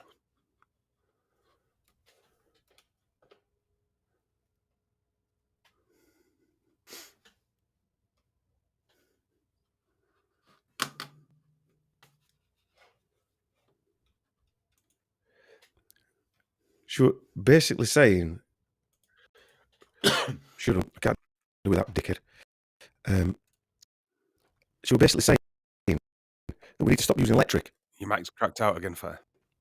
For fuck's sake. You're getting a kick out of this, aren't you? You what? No. You're getting a kick out. No. You see how annoying like it is? I don't get a kick out of it. You do. If that were my mic, you'd be good. It's frustrating. Well, that's what you see, did. I don't rise to it. I just like, your mic's cut out. Yeah, of course you did. Yeah. Mr. Perfect. Anyway, the Aspen Institute. I don't know. Has anybody in the chat heard of the Aspen Institute? I've heard of it, but I can't pretend I know where it is. It's because we've mentioned it before. It's another one of these institutes like the World Economic Forum and stuff like that. The second video on that montage that I played was from the Aspen Institute, and the guy that was talking was an American senator or representative called Jason Crow, explaining that technology existed that could match or target an individual's DNA. Remember that video? Yeah. He said, and I quote, "There are now weapons under development and developed that are designed to target specific people. Take people's DNA and target use it as a biological weapon that will kill that person or take them off the battlefield." What just happened with the PCR nonsense? Yes, exactly. I mean, that's it. What battlefield is he talking about? What's he talking about? Stick that up your nose and send it away in a little vial to get tested. Yes. And they've got weapons. Billions of people. Yeah. I mean, over and over again. Maybe I'm being parrot. Again, that guy's a former Army Ranger. Not to see his. He had tours in Iraq and Afghanistan. He announced, this is what you were talking the other day, that guy, that he had a breakthrough case, that's the word you were looking for, innit, of Divok, after returning from a congressional delegation visit to Ukraine. Recently, he reported suffering mild symptoms. Now, a breakthrough infection is a case of illness in which an arm-speared individual becomes infected with the illness because the arm spear has failed to provide complete immunity against the pathogen. Right. What I'd say is that the arm spear's poisoned you. Yeah. Well, I'll tell you what it was I was on about. If it was that article I sent you about, what is it? Outbreak in Manhattan, wasn't it? Right, yeah. Is it the small... Yeah, small socks. Small socks. And they said that they got it from... I forgot what it wasn't breakthrough. It wasn't small socks. It were Polo. Polo, yeah. Volkswagen Polo. Marco, Volkswagen Polio. And they said that it was jib jab derived polio. That's what they called it. Yeah, which means it was saying that they found it in sewers. Found it in the sewers, yeah. So basically, someone's swimming through your shit with a little test tube that they're going to catch in one of those Dustin Hoffman outbreak outfits. And then they go, I've got it. And then they take it to a lab. They all sit down drinking coffee and smoking fags because it's such a hard job. And then but what happens, right, if all these, whatever they're looking for, are just, it's a bit like plastic we were talking the other day, or I was talking, I think, with Mark Bajerski, and all this plastic they find in the sea. What happens if the ingredients of what they call plastic are just naturally occurring? So they're always going to find it anyway. It's a bit like saying there's arsenic in the soil. There's always arsenic in the soil. Oh, there's always magnesium in the soil. Mercury in the tuna. Exactly, because it's a natural occurrence. You don't inject tuna into your arm, do you? That's the difference, isn't it? Yeah, straight into your bloodstream. Yes, yeah. Swimming round. Tin of John West straight into your arm. Yeah, and that thing that guy were talking about, and I watched a bit of it with Jungen, the James Bond film, that new one, where that's what they were doing there, what he were talking about there. And bear in mind that at the Aspen Institute was a live stream on the 22nd of July 2022. So it's a recent one after the Bond film, which was directly targeting people's DNA that guy had stolen. I haven't watched that yet. I'm going to watch it because they delayed the Bond film, didn't they? Do you think they delayed it because it was too obvious? Too on point? I've heard a few people mention that. Yeah. Because they delayed it almost unnecessarily as well. Anti-COVID says polo causes minty breath. I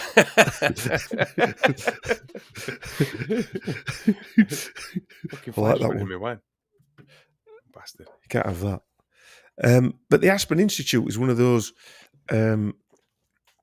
It was known as the Aspen Institute for Humanistic Studies. But they changed it just to the Aspen Institute. Oh, you would, wouldn't you? It sounds dodgy as hell. It was created by a guy called Walter Papeck, who was a businessman and philanthropist in the mid-20th century. He was an executive of Container Corporation of America. Interestingly, Papeck's wife, Elizabeth Papeck, was a sister of American diplomat figure Paul Nitz. Her parents were both of German descent. Her ancestors came from a region of Magdeburg in the state of Saxon-Anhalt, Germany. In 1932, her brother, Paul Nitz, married Phyllis Pratt, daughter of John Teal Pratt of Standard Oil, financer of Standard Oil. Standard Oil then was the largest petroleum company in the world and founded by the Rockefeller family. So the guy that founded this, his brother-in-law, married into the Rockefeller family, basically. And Nitz became 12th United States Deputy Secretary of Defense. Anyway, the Aspen Institute is funded with $160 million a year. A year. Less than NASA. Less than NASA, yeah. Somebody said it was $68 million a day. Yeah, I think NASA. it is. Yeah. It's something ridiculous like that. The group is funded by many NGOs like Carnegie Corporation, Rockefeller Fund, Gates Foundation, Luminella Foundation, Ford Foundation, Audemars Networks, founder of eBay and Young Global Leader, the Kellogg Foundation, well-known New Genesis, the Walmart Foundation, the Walton family, and another 62 NGOs and corporate funds and trusts fund the Aspen Institute. The Institute's stated aim is the realisation of free, just and an equitable society. Right. Through seminars, policy programmes, conferences and leadership development initiatives. Non-profit, is it? Non-profit. All non-profit, Chris. Apart from it needs $160 million a year to run. Non-profit. Just a wild non-profit. guess. It's got an office in Kiev as well. Chicken Kiev. Right. Or Keith, as it's called now. Keith Chegwin. Remember Keith Chegwin? Yeah. As well as leadership initiatives in the African continent, India, and Central America. What does that mean? Leadership initiatives. We're going to put our own leaders in those continents. I like the way they use intelligence service wording. Yeah. Leadership initiative. That means something totally different. We're basically going to pop our guy in there, and you're all going to do as you're fucking told. We're going to bump the good guy out of Venezuela and put our guy in there. Yeah. A spin-off from the Aspen strategy is a spin-off is the Aspen Strategy Group. This is what they always seem to do, have spin-offs, which is a policy program of the Aspen Institute based in Washington. And this is composed of policymakers, academics, journalists, and business leaders who aim to explore foreign policy and national security challenges. Current co-chairs are Condoleezza Rice, right, and Joseph Samuel Nye Jr. I've mentioned him before. Nye's a contributor to the World Economic Forum Young Global Leaders. Nye's a former dean of the John F. Kennedy School of Government at Harvard University, where Schwab went. And that's where Schwab was interviewed by that guy, David Gergen, when he said, "We have infiltrated the cabinets." Canadian cabinet, yeah. All the upside Now, down testicle head. Yeah, nice. The chairman of the North American branch of the Trilateral Commission. He's also a member, obviously, of the Atlantic Council Board of Directors, and he's also a board member of the Council of Foreign Relations, among other stuff. Why not? Condoleezza Rice, I found some interesting stuff about her. Rice has roots in the American South going back to the pre-Civil War era. And some of her ancestors worked as sharecroppers for the time, so as in cotton pickers. Rice discovered, after a series on PBS called Finding Your Roots, that she's only 51% African. Right. And 40% European. It's pretty dark. It's pretty dark. Yeah, she's pretty. Yeah. So, yeah, she's a member of the Atlantic Council, which is another group of people, the Aspen Strategy Group, and the Council on Foreign Relations. She's a member of the Trilateral Commission. She was also a member of the Phi Beta Kappa, founded at the College of William and Mary, which is a Greek fraternity. She's also a Bilderberger and a member of the Aspen Strategy Group. Other members of the Aspen Strategy Group were Dick Cheney, David Gergen, who I'm going to go into in the next World Economic Forum, Al Gore, Algorithm, Paul Wolfowitz, Madeleine Albright. We're getting a picture here of who attends these places. And they all held various jobs in US government and etc. and national intelligence and things like that. Interesting. Sam Nunn was it, and he founded the Nuclear Threat Initiative. Can you remember the Nuclear Threat Initiative that did the monkey socks outbreak simulation last year? Well, he's a member of this group. It's a dark web, innit? Yeah. John Podesta's also a member of it. He was the one that Andy P.G. will like, who was part of the Pizzagate guy. Yeah. So he's a member of this as well. James Woolsey, former intelligence agency director. And also, a lot of these people participated in the Dark Winter thing, that the first video Clancy that we played there in 2001.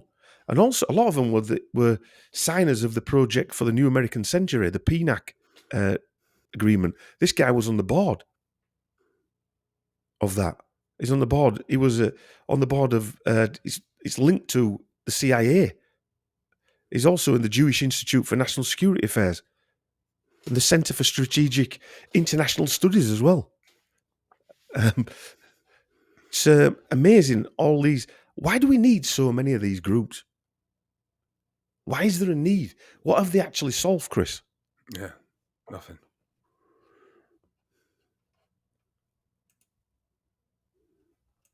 What have they actually discovered, cured, helped?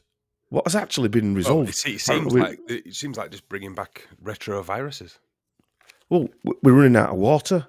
I thought in 1990s, when they put catalytic converters on cars, global climate warming change were over. Global climate warming freezing change.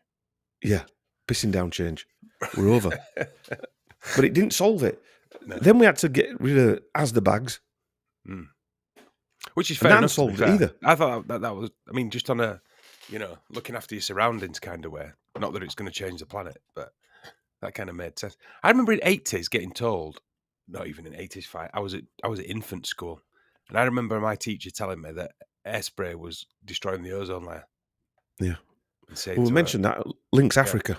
Yeah, and I said, why don't we stop using aerosols? Shut up, Christian. No, but yeah, where's that point of it gone? The aerosol thing's not been mentioned since 1980. Well, they've moved on. They don't mention catalytic converters or putting pig piss in your diesel engine. They don't. Now they're saying even hybrids are not valid anymore. No. So all those people who are buying hybrids, sniffing their own farts. The only thing that's valid is getting an electric car that only goes 70 miles. Yeah. Is that all they go? 70 miles? They go 70 miles. No, they don't. They do, honestly. Right. They go 70 miles. I think they get 100 out of them, maximum, some of them. What, then you've got to plug it back in again? So you imagine, right, all that effort, I think somebody worked it out that each tyre on a car takes 16 gallons of oil to make. Right. Right? So you've got tyres still. So they've still got tyres. They're still made out of plastic. They've still Even got more plastic so. paint Even on more them. so now. Even more so. Even more. They've still got plastic paint on them. Even the leather isn't leather anymore, is it? No. It's Oh, no, coated in plastic. It's vegan, apparently, according to Tesla. I read an article about that. Just quickly, did you see that? Where was it? Was it in Sweden? And they'd literally started a protest saying these people, I think it was the most Tesla cars are sold in, I think it's Sweden, I might have it wrong. Right. But they were all packing in. They were rotting and the plastic were coming off the seats and bubbling. So they basically protesting outside the Tesla factory or wherever. I mean, these cars can't be that old, can they? How long they've been around?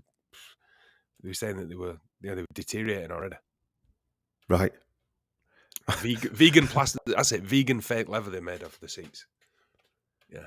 Vegan fake leather? Yeah. But they're all bubbling and cracking and they're falling apart. It's funny, isn't it? Because you can send one to space and it was fine. But one that's a couple of years old on Earth just seems to deteriorate. Well, I think everybody listening to this today, we all know that the global climate warming change, pissing down extreme weather, freezing change, is going to be the next thing that they're going to batter us with. It's already starting, isn't it? Charlie's going to be the Green King. Yeah. It's going to be something. Lord Sausage Fingers. He is.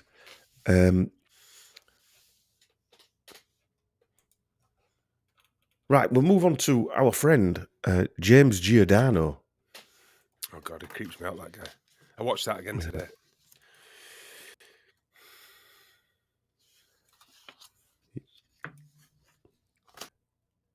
Just quickly, while you're doing that, you mentioned Kellogg's in there. He's an interesting character, isn't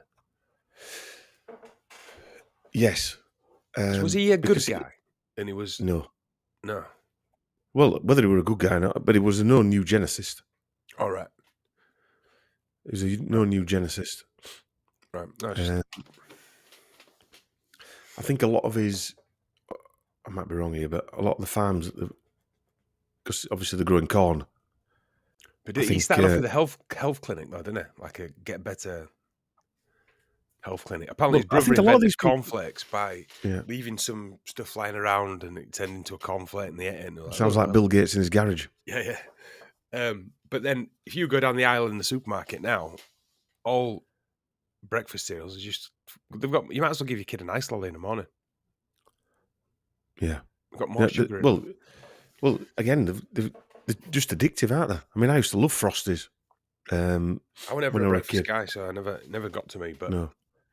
The only one I did like was Wheatos, which was basically just chocolate. Yeah, just pointless. Basically, just giving your kid a sugar rush in the morning, aren't you? Yeah. Somebody just said COPYWRITE. But yeah, everything. They're just full of crap, aren't they? Let's face it, full of GMO, highly sugared crap. Yeah, first thing in the morning, just to give you a little system. It's ironic, really, isn't it, that Kellogg's were a eugenicist and they're using growth modified organisms within. I don't know anything about it. It'd be an interesting one to look at, actually, because everyone knows the name. Everyone's eaten some of his stuff or whatever. You know, like I said, that weird story I just said, it just sounds like another Bill Gates invented in his garage story. Well, the other one as well, Heinz. Yeah. Heinz beans. I know you like them down your front, even though you don't really eat Heinz beans, do you? I can't stand beans, actually. I've never eaten them. No, I don't like them either. I like beans, per se, you know. Yeah. Keneally beans, all kinds of beans. I love beans. But I can't stand Heinz beans. I never liked them. Yeah.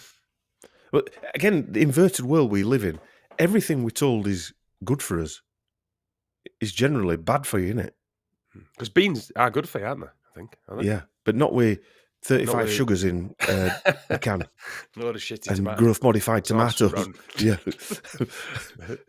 They're not that good for you, then. Yeah. It's an interesting fact, though, that everything's inverted, isn't it? Yeah. Food. I mean, water, air, everything. Scarcity of water, even though it drops out of the sky for free. Yeah. Air's gone bad, even though it's... just here. Yeah. And there's an abundance of all this stuff, and yet we're told there's a shortage. You know, it's all the same thing, isn't it?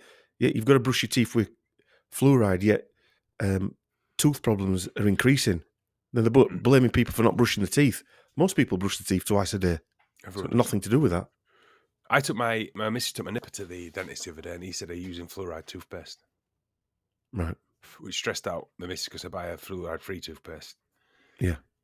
I mean, even on a basic level, I remember Mum saying, actually, you don't even need any kind of paste. You're just brushing the crap off your teeth, aren't they? Yeah. You could literally do it with water. There's a product, isn't it? Yeah. Like cornflakes for breakfast. Who sold cornflakes to us for breakfast? Who was the PR agency? Benes, isn't it? Benes. He sold bacon and all of it. Well, he sold us bacon. Did he sell breakfast per se? I think he sold breakfast cereals, didn't he? Right, I don't know. Because most of this stuff weren't used, were it? No. You know, a bit like toast, innit, and things like that. Then what they've got, Stallone or Robert De Niro advertising Warburton's bread. Mm. Well, we've discussed this. What did they do wrong to be doing that? Was it that time when Robert De Niro, who everyone loved Robert De Niro, I said. Yeah. Was it when he came out with the fact about the jibby jabs? Do you remember when the Vaxxed documentary were coming out? Yeah. And he was showing it at his film festival. It's Tribeca in New York, Film Festival. Yeah. And he came on national TV and said, he's got an autistic child. And he said, maybe it was the jibby jab. He didn't know. All of a sudden, he mentioned that. And I remember me and you getting quite excited about it, thinking, bloody hell. Yeah. Because he was furious, he mentioned wasn't it. Yeah. Then he vanished. Never mentioned it again. And all of a sudden, he's doing a Waterbuns advert. And a Kia advert. Yes, I do. And a Kia car. I do have a Kia. In fact, that's a funny story. I'll have to tell it.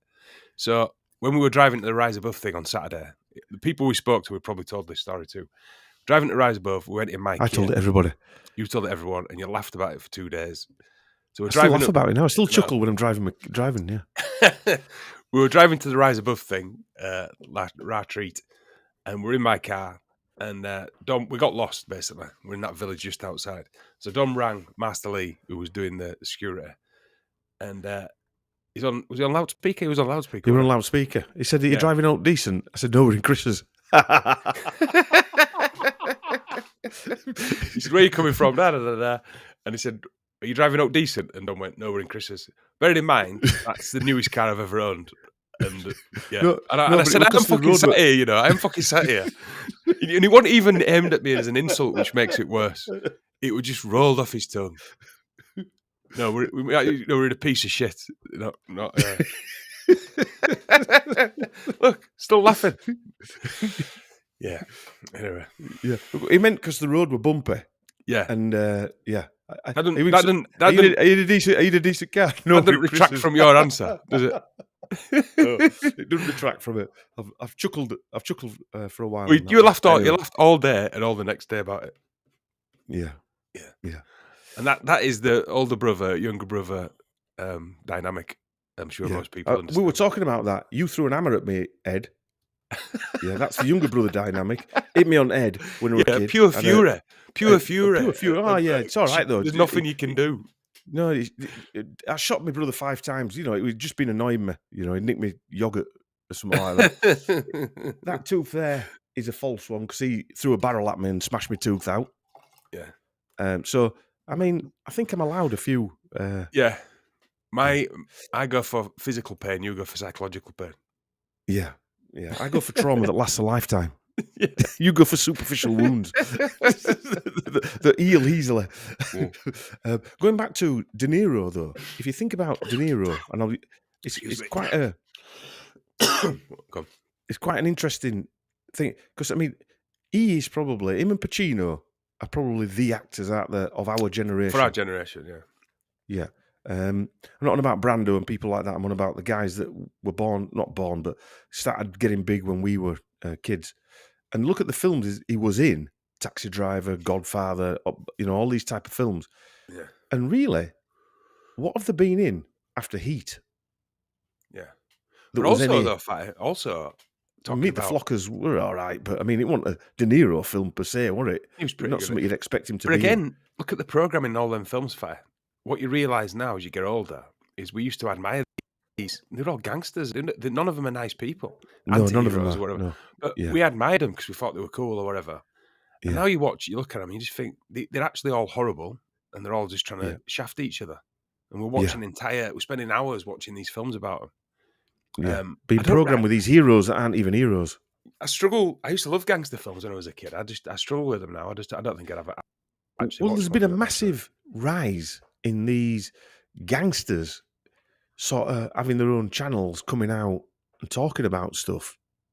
And hundreds of thousands of people. No, but hundreds of thousands of people, and even podcasters. And I'm not knocking the podcasters. It's there. It's fine. But I don't understand it where you've got somebody coming on and saying, I'm a real bad guy. I used to murderize people, but now I'm nice.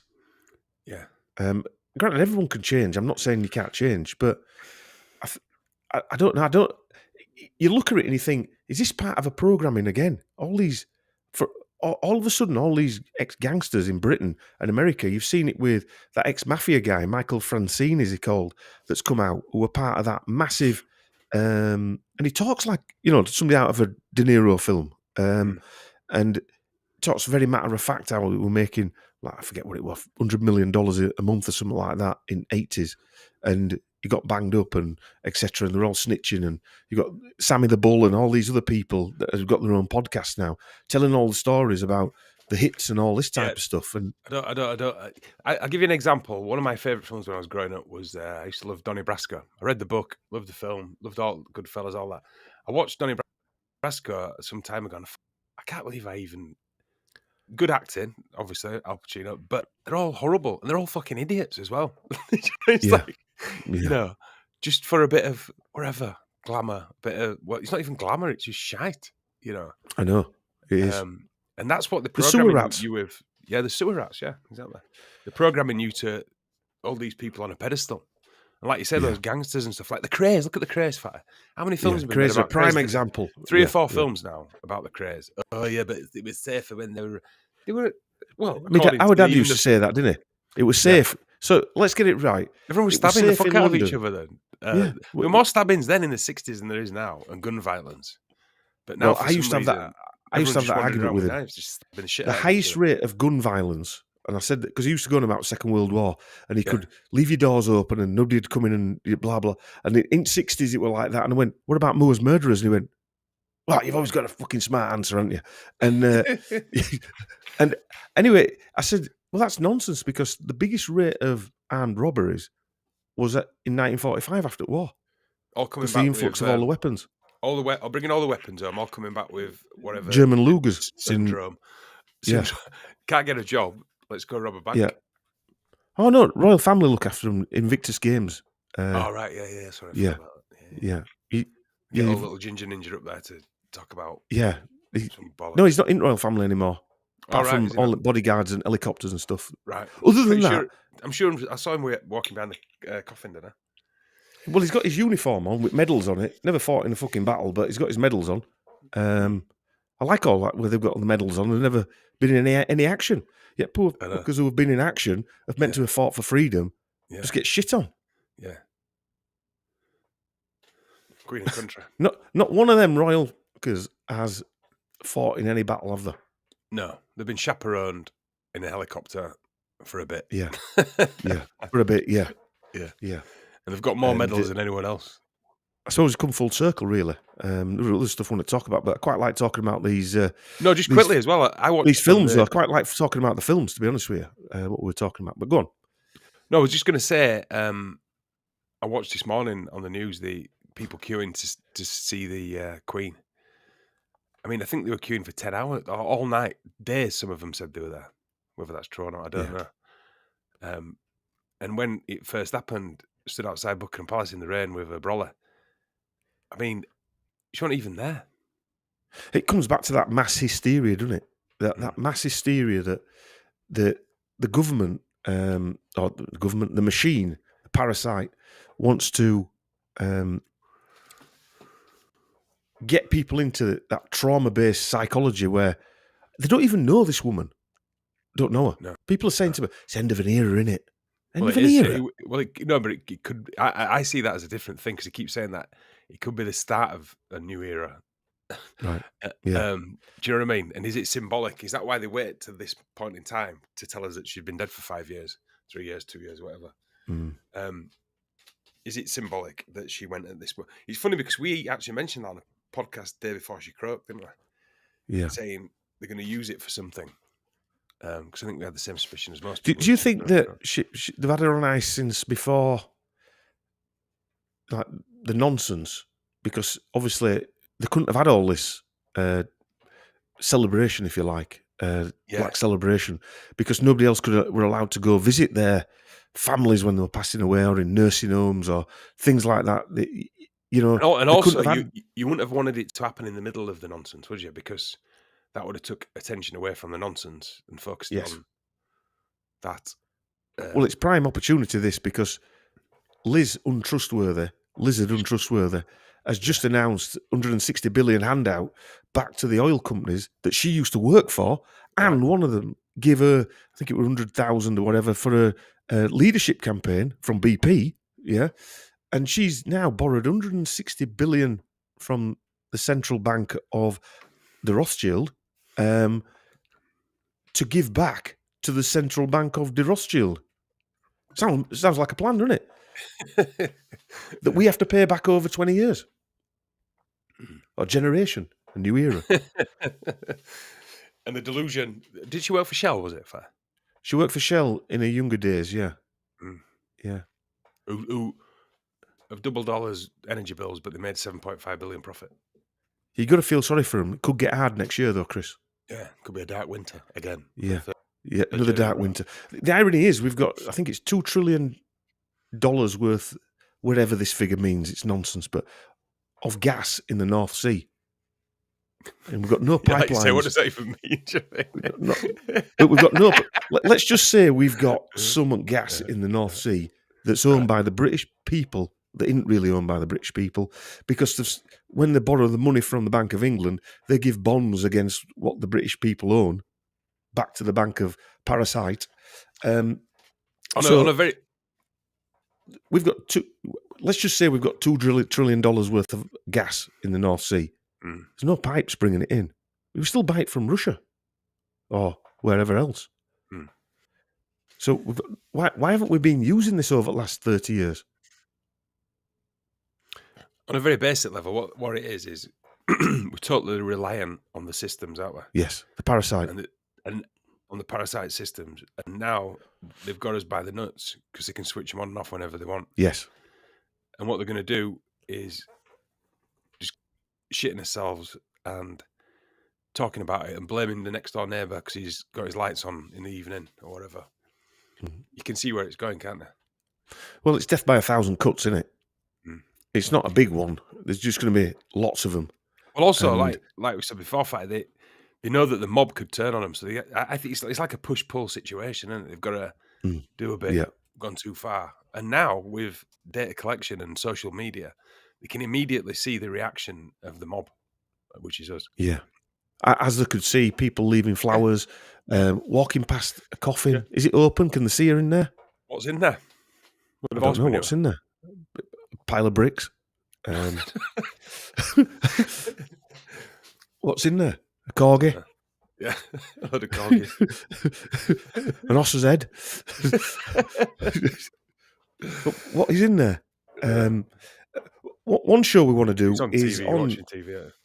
One show we want to do is on film producers, don't we? Not just authors. We did some research on film producers, and we found that, like Clancy, a lot of these film producers have links back to intelligence services, as well as the actors as well. No surprise there, is there? Not really, no. I mean, I wrote down how many here. I've got Roald Dahl, he were part of intelligence. Michael Crichton, he were part of intelligence. Robert Ludlum worked for military intelligence. Tom Clancy was signed up by naval intelligence. Pardon? Robert Ludlum is at the Born Identity. He came up with him all. He thought of them all himself, Chris. He went on holiday and thought, I need something to read. I'll come up with Born Identity trilogy. It's funny, actually, isn't it, when you think that although we get called nutters for talking about MK Ultra, mind control, and whatever, beam through your 4K Ultra TV, M's 4 in numerology. Yeah. So you get called a nutter for talking about that, but yet it's in Manchurian Candidate, all the Bourne series. Do you know, right up until the Marvel films? You've got the, what's it called? Who's the guy, the Russian guy in, oh God, I forget his name now. Winter Soldier. He's a Winter Soldier. And he's a Russian MK Ultra. Super soldier. Soldier. I mean, it's been in films. I mean, I think the first Manchurian Candidate had Frank Sinatra in it, didn't it? Frank Sinatra, in the 50s, yeah. I mean, So and if anybody looked like a Manchurian Candidate, Frank Sinatra did, didn't it? Yeah. Especially with that syrup on. Never liked Frank Sinatra. No. When he sings a song, and it's a decent song, but I never got it. I reckon if you did some digging on him, and I don't think it'd be hard. Him, Sammy Davis Jr., who was and all that Rat Pack. And one thing I do know is I know that the Godfather first film that was loosely based on, when he gets that guy in. yeah. To be famous. Johnny Valentine, is he called? Something like that. That was loosely based on him. And then Sammy Davis Jr. were a signed up member at Satanist Church. Yeah. I mean, and if you think about the old Beatles thing, they were another version of that, really, weren't they? They were influencing. I mean, who is it? What's his name? Dean Martin. He was always on TV. All these drunk. people. He was always drunk, and apparently he didn't drink. He weren't drunk. He was just pretending half the time. Right. But a lot of these people were either acting that, or I was going to say, acting that they were drunk, or they were drugged out of their minds, which, I mean, Mike Williams. Electrode shots out of the mind. I don't know if anybody's listened to Sage of K, Mike Williams' 4.5 hour monster on the Beatles. Yeah. You really need to watch that, because one part of that one was that John Lennon said that they were all off the nappers, and yet they wrote all these songs, and they were all off the napper for a period of time, and there's no way they could even work. Well, not only that, Dom, they were off the napper, they were touring on a daily basis, and they were in the studio writing. I think that's the point in it. They were too busy to be writing them songs. Yes, yeah. I mean, I find the Paul McCartney. We should do one on Paul McCartney, even though we're both like, we don't really know that much. I know Mark Devlin does, and Mike Williams. Yeah, but we might find something different. It'd also be interesting to talk about just for a different audience as well. Because I've read that book, and I'm not interested in Beatles. I don't like any of it. I've never been a Beatles fan. No, not my. And I'm not blaming anyone for being a Beatles fan or anything. But the book, the Billy Shears book, is I found it fascinating, to be fair. And I find all the Mike Williams stuff fascinating. I find the Paul McCartney thing fascinating. The part of that book I find fascinating, and I haven't read it. The part I find fascinating is the fact that they've not been sued for writing it. Yes. That's the bit that I find fascinating, because the things that you've told me it says, and I've heard from Mike Williams, and I think Crow's mentioned it a few times. People have said, and Mark Devlin has definitely mentioned it, that why aren't they being sued? Yeah. Because it's like they're giving away secrets of Paul McCartney. That's what gets me. But yeah, a lot of these authors and that Robert Ludlum, I think he sold something like 250 million books. He's sold Clancy 100 million. Roald Dahl, how many has he sold? But like a lot of that entertainment stuff, even though it might pain you to realise that they're actually Secret Service agents. They write good Somebody stuff. There's put Lennon's Imagine is the World Economic Forum UN anthem. It is, isn't it? Yeah. No, when you listen to the words though, imagine living in it's selling it, but it is literally New World Order wet dream, isn't it? Yeah. And when you think, we were saying this again, when you think about it, having one world, the truth of it is, it's not actually a bad thing if we could all get on. Well, having one currency wouldn't be a bad thing. Having digital currency would be a bad thing if it wasn't for nefarious reasons. Yes, which all we know stuff, it's everything. Even an Oculus headset and going into virtual reality world, fantastic for entertainment. If it's got benefits, when it's nefarious, then it changes everything, doesn't it? When the people that are doing this are the same people responsible for World War One. Jibby jabs and all this bullshit, then it changes everything. You know, because these people are talented. You know, like Beatles, talented. Whoever wrote the music, whoever wrote the music. You know, I remember you used to read the Bourne books, the Ludlum books. You used to love them. I love films, you know, comics, all this stuff. Unfortunately, what we're realizing is it's all been weaponized. They were very well written, the Bomb.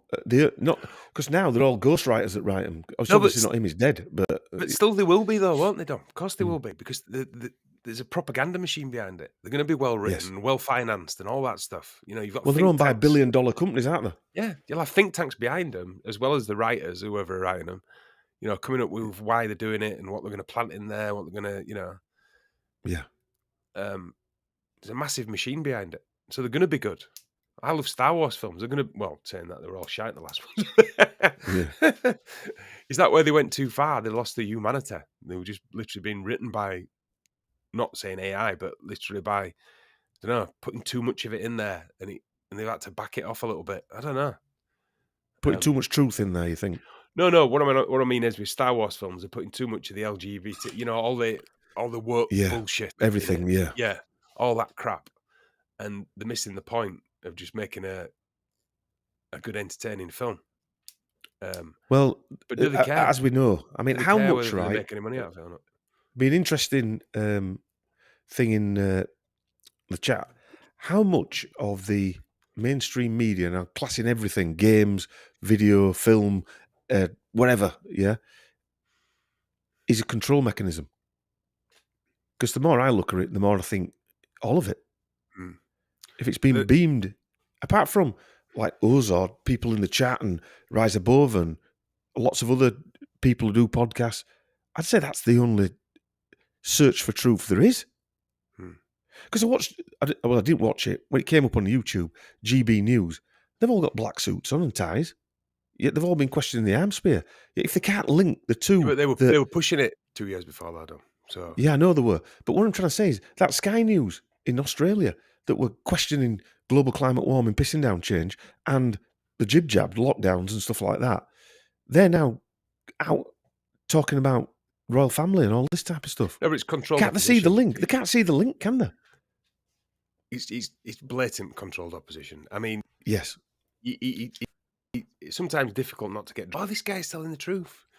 On, you know, I tell you what, Tucker Carlson guy. Tucker Carlson, yeah. But they wouldn't be allowed to do it. No way would they be allowed to do it. Who's that Scottish guy that's on GB News? Neil, whatever he's called. Do you know, I never watched GB News. I don't actually know where you can watch it. I would. He talks a bit of sense, right? And this is how they get people. They have somebody on, whether they know it, that they're being used or they're part of the system, we'll never know. However, he's on and he talks a good game. It sounds like Braveheart, right? When he talks. And now he's got his black suit and his black tie on, saying how good the Queen were. This is the forget exactly. This is we call them fringe magnets, don't we? Because they draw the fringe in. They don't happen to draw us in. A bit like Russell Brand. I noticed he's coming out. Say that. What's his opinion on the Queen? That would be interesting. Well, I haven't seen on the Queen. Yeah, Neil Oliver, somebody says, but I notice he's having a go at Bill Gates and people like that. It wouldn't surprise me if Gates took a fall of some nature. No, because he's got a lot of hate aimed at him. I think even people who've been Amspeed hate him. Yeah. He can't. He's not a likable character. Anti-COVID said Dom has no fringe. Me neither. Have you only just noticed? My big giant dome. Giant my fringe is here. But yeah, I mean, all these people that are pushed out. I looked at like Brand. He's on for. He puts a video out, and within like an hour, it's got like hundreds of thousands of views. And that's something, again, coming back to that misuse of power, isn't it? Fringe magnet fight. People watch him and they feel like they're, edgy and revolutionary. If we got, he can talk. If we got fucking well. To be fair to the guy, he can talk. He can, yeah. But he's an actor. He's an actor. If we got hundreds of thousands of views, I'd probably stop doing this. I won't want to get like that. Well, no, because I think that you're being. I think there was something. Could she find the gatekeeper? Someone said yes. Yeah. But we can't. We can't. what we say can't get out to that type of audience. So why is he being allowed to get out there and still on? Robert, Esoteric Knights of Malta, by the way, he's got 2 strikes. He's got Esoteric Knights of Malta 2, and he's got a show on tomorrow night. I think starts at 6, Robert, is it? Anyway, I'll put a link in the show notes of this for anybody who wants to tune in to Rob, Esoteric Knights of Malta. Anyway, there's no possibility, unless he's allowed, that he would be allowed to have millions of followers. Literally. No. If I'm honest, right, just for research reasons, I've wanted to watch some of his videos, but I literally can't listen to his voice, man. I can't. Do you know how he lost his virginity? His dad got him a prostitute. Right. When he was, I don't know, 15 or 16 or something like that. Didn't need to know that. Yeah. But he's done some weird stuff that, how is it, right? I did some background on him, and I thought they'd have some genealogy, but couldn't find out. I'm not saying he hasn't, but I couldn't find out. But he was get this right, if I remember my notes, he was a dropout at school. The council paid for him to go to acting school because they realised he was going to be, he was quite a good performer. He became a drug addict or an alcoholic, but I think he was a drug addict. He was a heroin addict. Yeah, he became a drug addict in this special acting school, when I say special acting school, that the council paid for, funded. So he had to drop out of that. Then he got picked up by MTV. Right. And put on MTV. What, Masonic television?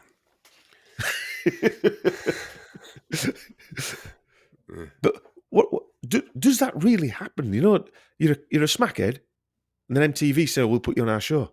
I mean, even if you're a funny smackhead, you know, when you're off your tits, you were hilarious. Would they give you your own show? I don't know. Maybe he's a nice guy. I'm not slagging off Russell Brand, by the way. I don't want to be...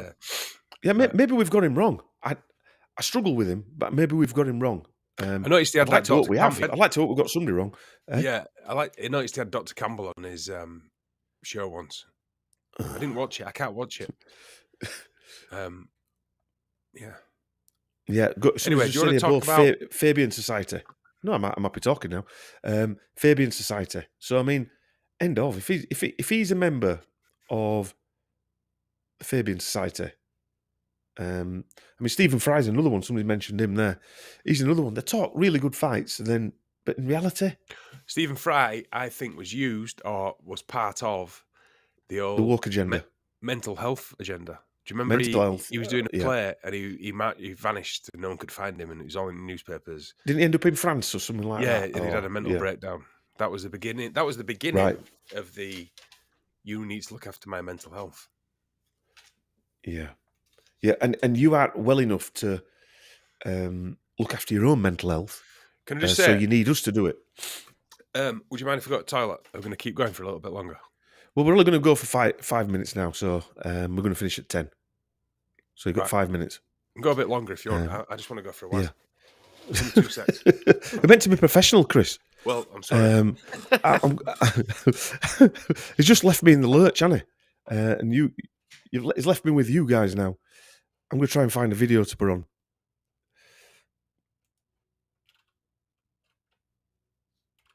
Here we go.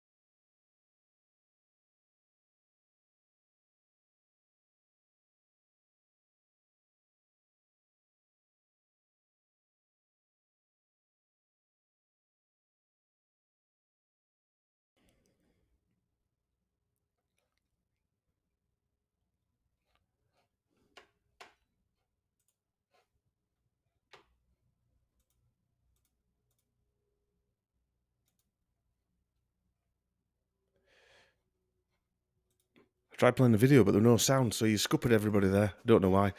Merlin was on. I put Merlin on. Global climate warming, pissing right. down.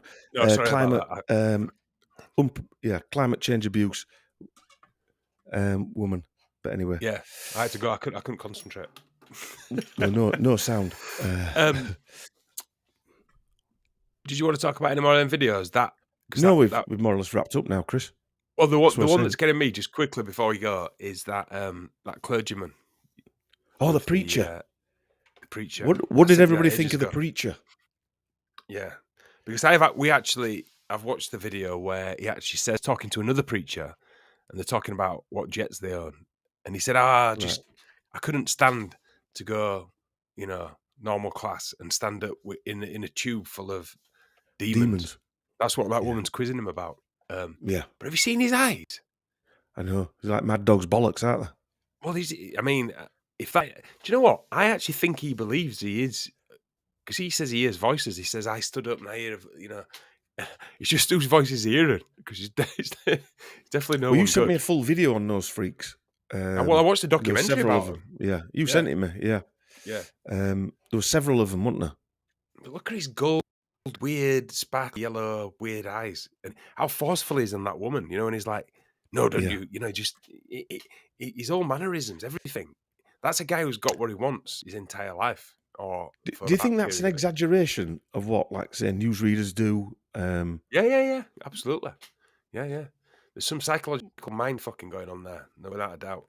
But he did say he didn't want to get on an airplane and be surrounded by demons. And he says, don't you say that. And if you notice, when he doesn't know what to say, he starts going, oh, I love your show. Oh, it's I mean, he's a total manipulator on an exaggerated, unbelievable level. Well, he's a psychopath. Yeah, but is there a point that, Fatty, going back to Jerry, because I think I sent you that around when we did his first Jerry interview. Yeah. Is there a point that he actually believes these voices he's hearing are God and he's doing the right thing? Because you got to remember, those evangelists, I didn't realize that till I watched that video, watched that one a few years ago, is what they believe is their whole idea behind their churches is, we're doing the right thing, and you should gift us with money, and then it'll come back to you. That's how they work. I mean, I can't even believe that anyone would. And then they do these super churches where there's thousands of people there. I mean, I can't even believe that's the thing. So if I give you my money, even though I'm skint, it'll come back on me because I'm doing God's work or whatever bullshit they're dreaming up today. Well, all these preachers, every one of them that were on that thing, have all got at least one private jet. That guy there is a pilot, and he's got his own runway. Yeah, he's got his own. He's literally got his own. Airport, little mini airport, isn't it? When she confronted him there, that was in his little mini airport, wasn't it? Yeah. And they've all got weird. How can anybody believe him? I mean, just to look at him, you won't believe him. No. Well, his eyes are. I've never seen a person with eyes like that. They're almost like goldy yellow, swimming around. Yeah. Well, it looks like he wants to eat your kids. And he's furious, isn't it? Probably he's trying does. to be nice with that little creepy smile. Yeah. Oh, he's furious, isn't it? Yeah. He loves Inside Edition, though, Chris. Loves it. yeah. When he's at his most furious, he goes, "But I love Inside Edition. Me and my wife watch it." Oh, God. No, you don't at all. You don't watch it. You don't love anything. You've got no love in you. You fucking psycho. Yeah. Horrible. Yeah. Horrible. Anyway, we're going to wrap up, guys. I hope you've enjoyed. It's been a bit of more of a relaxed chinwag tonight, I think. Or bits of both, really. Bits of research and bits of a chinwag. I don't think I've anything else left to say, have you? Have you, Chris? No, just thanks to everyone for saying hello at the Ra Treat. We saw Patrick and his missus as well with the flag. Yeah, the flag wavers. Spent a lot of time with them, didn't we? Yeah. All nice people. Lovely to meet everyone at that. Do you know what it is, Chris? Where I think, and I mentioned this to Mark Devlin on that little chat we had, lots of people come from different directions, obviously different parts of Britain, from different backgrounds, It's not. I don't think it's a working class movement. I don't think it's a middle class movement. I don't think it's any class movement. I think it's a mind movement, if anything, a spiritual movement, because it doesn't matter where you are. If you wake up, you wake up. You can't stop it. You can't force it. You can't choose to wake up, you either are in tune that you're being stiffed royally, so to speak, every day with everything. And granted, we've got to still live as lives. But I was thinking, what makes it? And I think, we were talking about people giving donations, and I didn't feel comfortable with them in a podcast. Yeah. And I still don't, by the way. But the reason people want to give that type of thing is because this group of people, whoever we are givers. No, but I mean, which is unusual, because we're in people who want a world where people just want to draw energy from you and take things. But I mean, I give money to some subscriptions just because I listen to X amount of the stuff, and I think fair play. Yeah, well, subscriptions are different. No, what I mean is I pay believe. X amount, not loads of money, X amount of money to like 3 different sites I listen to a lot. Yeah. Why not? That's not what I'm saying it for. I'm just saying that the difference that people are is they've got empathy and the givers. And everybody I met the other day don't take themselves too seriously. Like you do with your car.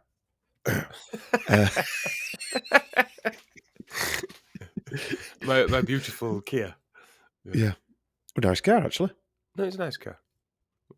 Why did you feel the need to slag it off then?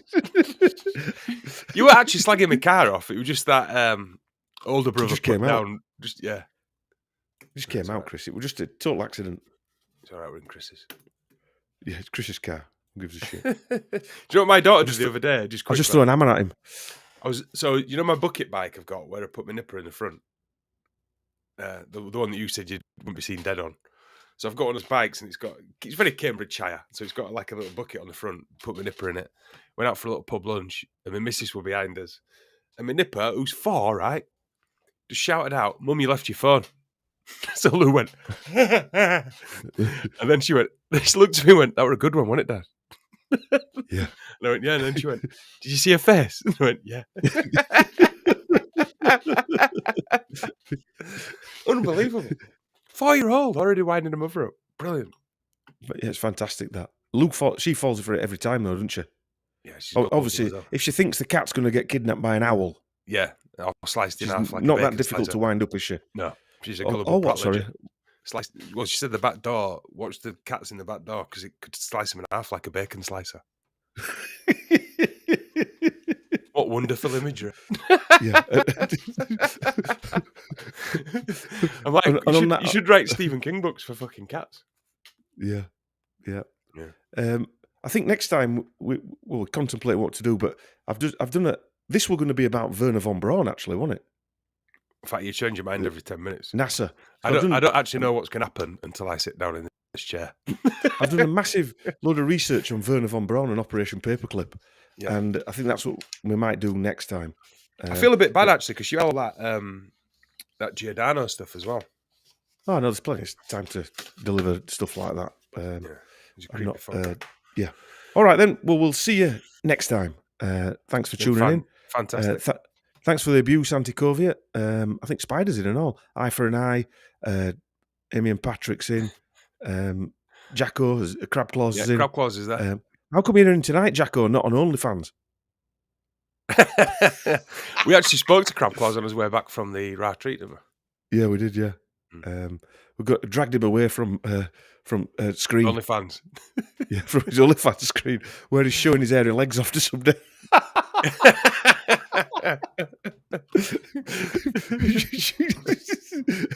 He's charging 50 pence an hour for showing his hairy arms. And if you want to look under his armpits are like one at Drifters, from 1970s Motown. It's just called me a knobhead. All his right arm, it's like one at Drifters. Other one's like one at Jackson 5. Don't want to see what his pubes look like. The curly clock springs. Curly clock springs. He can't. It takes him an hour. If he leaves his boxer shorts on more than half a day, he's got to get somebody to help him pull them off because the hair's grown through him. Like a bike in a privet. Crab Claws. This is where I get all the time.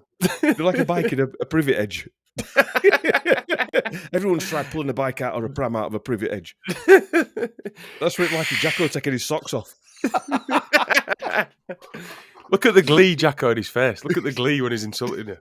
It's fucking horrible. Horrible. Velcro pants, somebody said. Traumatising. Traumatised you. Jacko's been traumatised for the last 25 years off me. Spider's in and all. He's a fur ball and all. He's Spider. What's Spider's name under? It's Spider. I can't see him. No, he just popped in and out. No. We're going to probably get Jacko on, actually. Right. I've got to have somebody to vent me humour at, Anna. Instead of me. It's either you or him who gets it.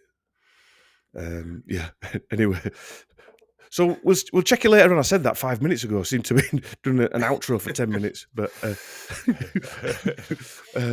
sorry about that, Jacko. I'll speak to you in a minute. By the way, quickly, before we go, Fatty, someone said I've got an Instagram channel and it's under, because he said they couldn't find it. It's under sheepfarm.co.uk. And I just put news articles and drawings on there. Sheep farts, as I call them now. Sheep farts, you like that one, don't you? Sheep fart. As in art. Yeah, so any doodles on there are put on there. But they're all on the Instagram, sheepfarm.co. You've just done a new one, haven't you? I've just put it on this app. When I play the video here, you'll see it as a wolf in sheep's clothing with a load of syringes sticking out of his pocket. Yeah. I'm going to try and do more. I love drawing. And the our Sheep Farm platform has given me the ability to do conspiratorial art, I'd say it is. And get them that array of vests out as well. Get an array of vests out. Yeah. People saw your vest. They commented on Saturday, actually. That you had, I thought you were joking. I actually always wear a vest. Yeah. No, I'm day not. In, yeah. Day out. Day out, yeah. You're either a vest our dad used to wear our dad had, right, he had a vest and a Ford Transit pickup. I ain't got a Ford Transit pickup. And a flat cap. I've got a flat cap. So you got flat cap and you've got I've a got vest. Dozens of flat caps. You're missing a Ford Transit pickup with some rusty bed heads in and a load of nails at dashboard. An old washing machine that's picked up in a fridge. Yeah. Do you know, I remember our dad, and this is no word of a lie, and it's quite ironic that we're a sheep farm. I remember Dad coming down the drive in his pickup with a sheep with a seatbelt on it. Oh yeah, I've been in car. Yeah, seat belted into the side. I learned to drive from Holmfirth Market with half a dozen calves in the back of a Chevette. Yeah, Vauxhall Chevette. He's had cows in the cab with him. Yeah, half a dozen calves in the back of a bale of straw in back seat. Half a dozen calves in. Yeah, amazing. Like Del Trotter. Any road, I'm off. Yeah, it's time. Yeah, so we'll check you next time. We're going to do a podcast, I think, over the weekend anyway, aren't we? Yeah, got something to do. It's hard to nail Chris down for times. It's just not next week. possible. I'm free next week. I'm not working in the kitchen next week. So right, we'll try and get a few in. Yep. So we'll see all these later. Too many names. It's going too fast to say bye to everybody. But yeah. See you in a bit. Ciao. Ciao. Bye. Bye.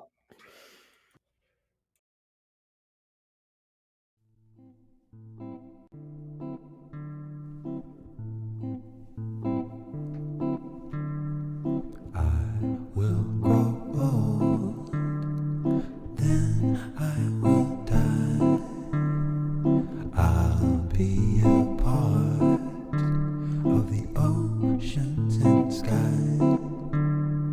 When I was young, before my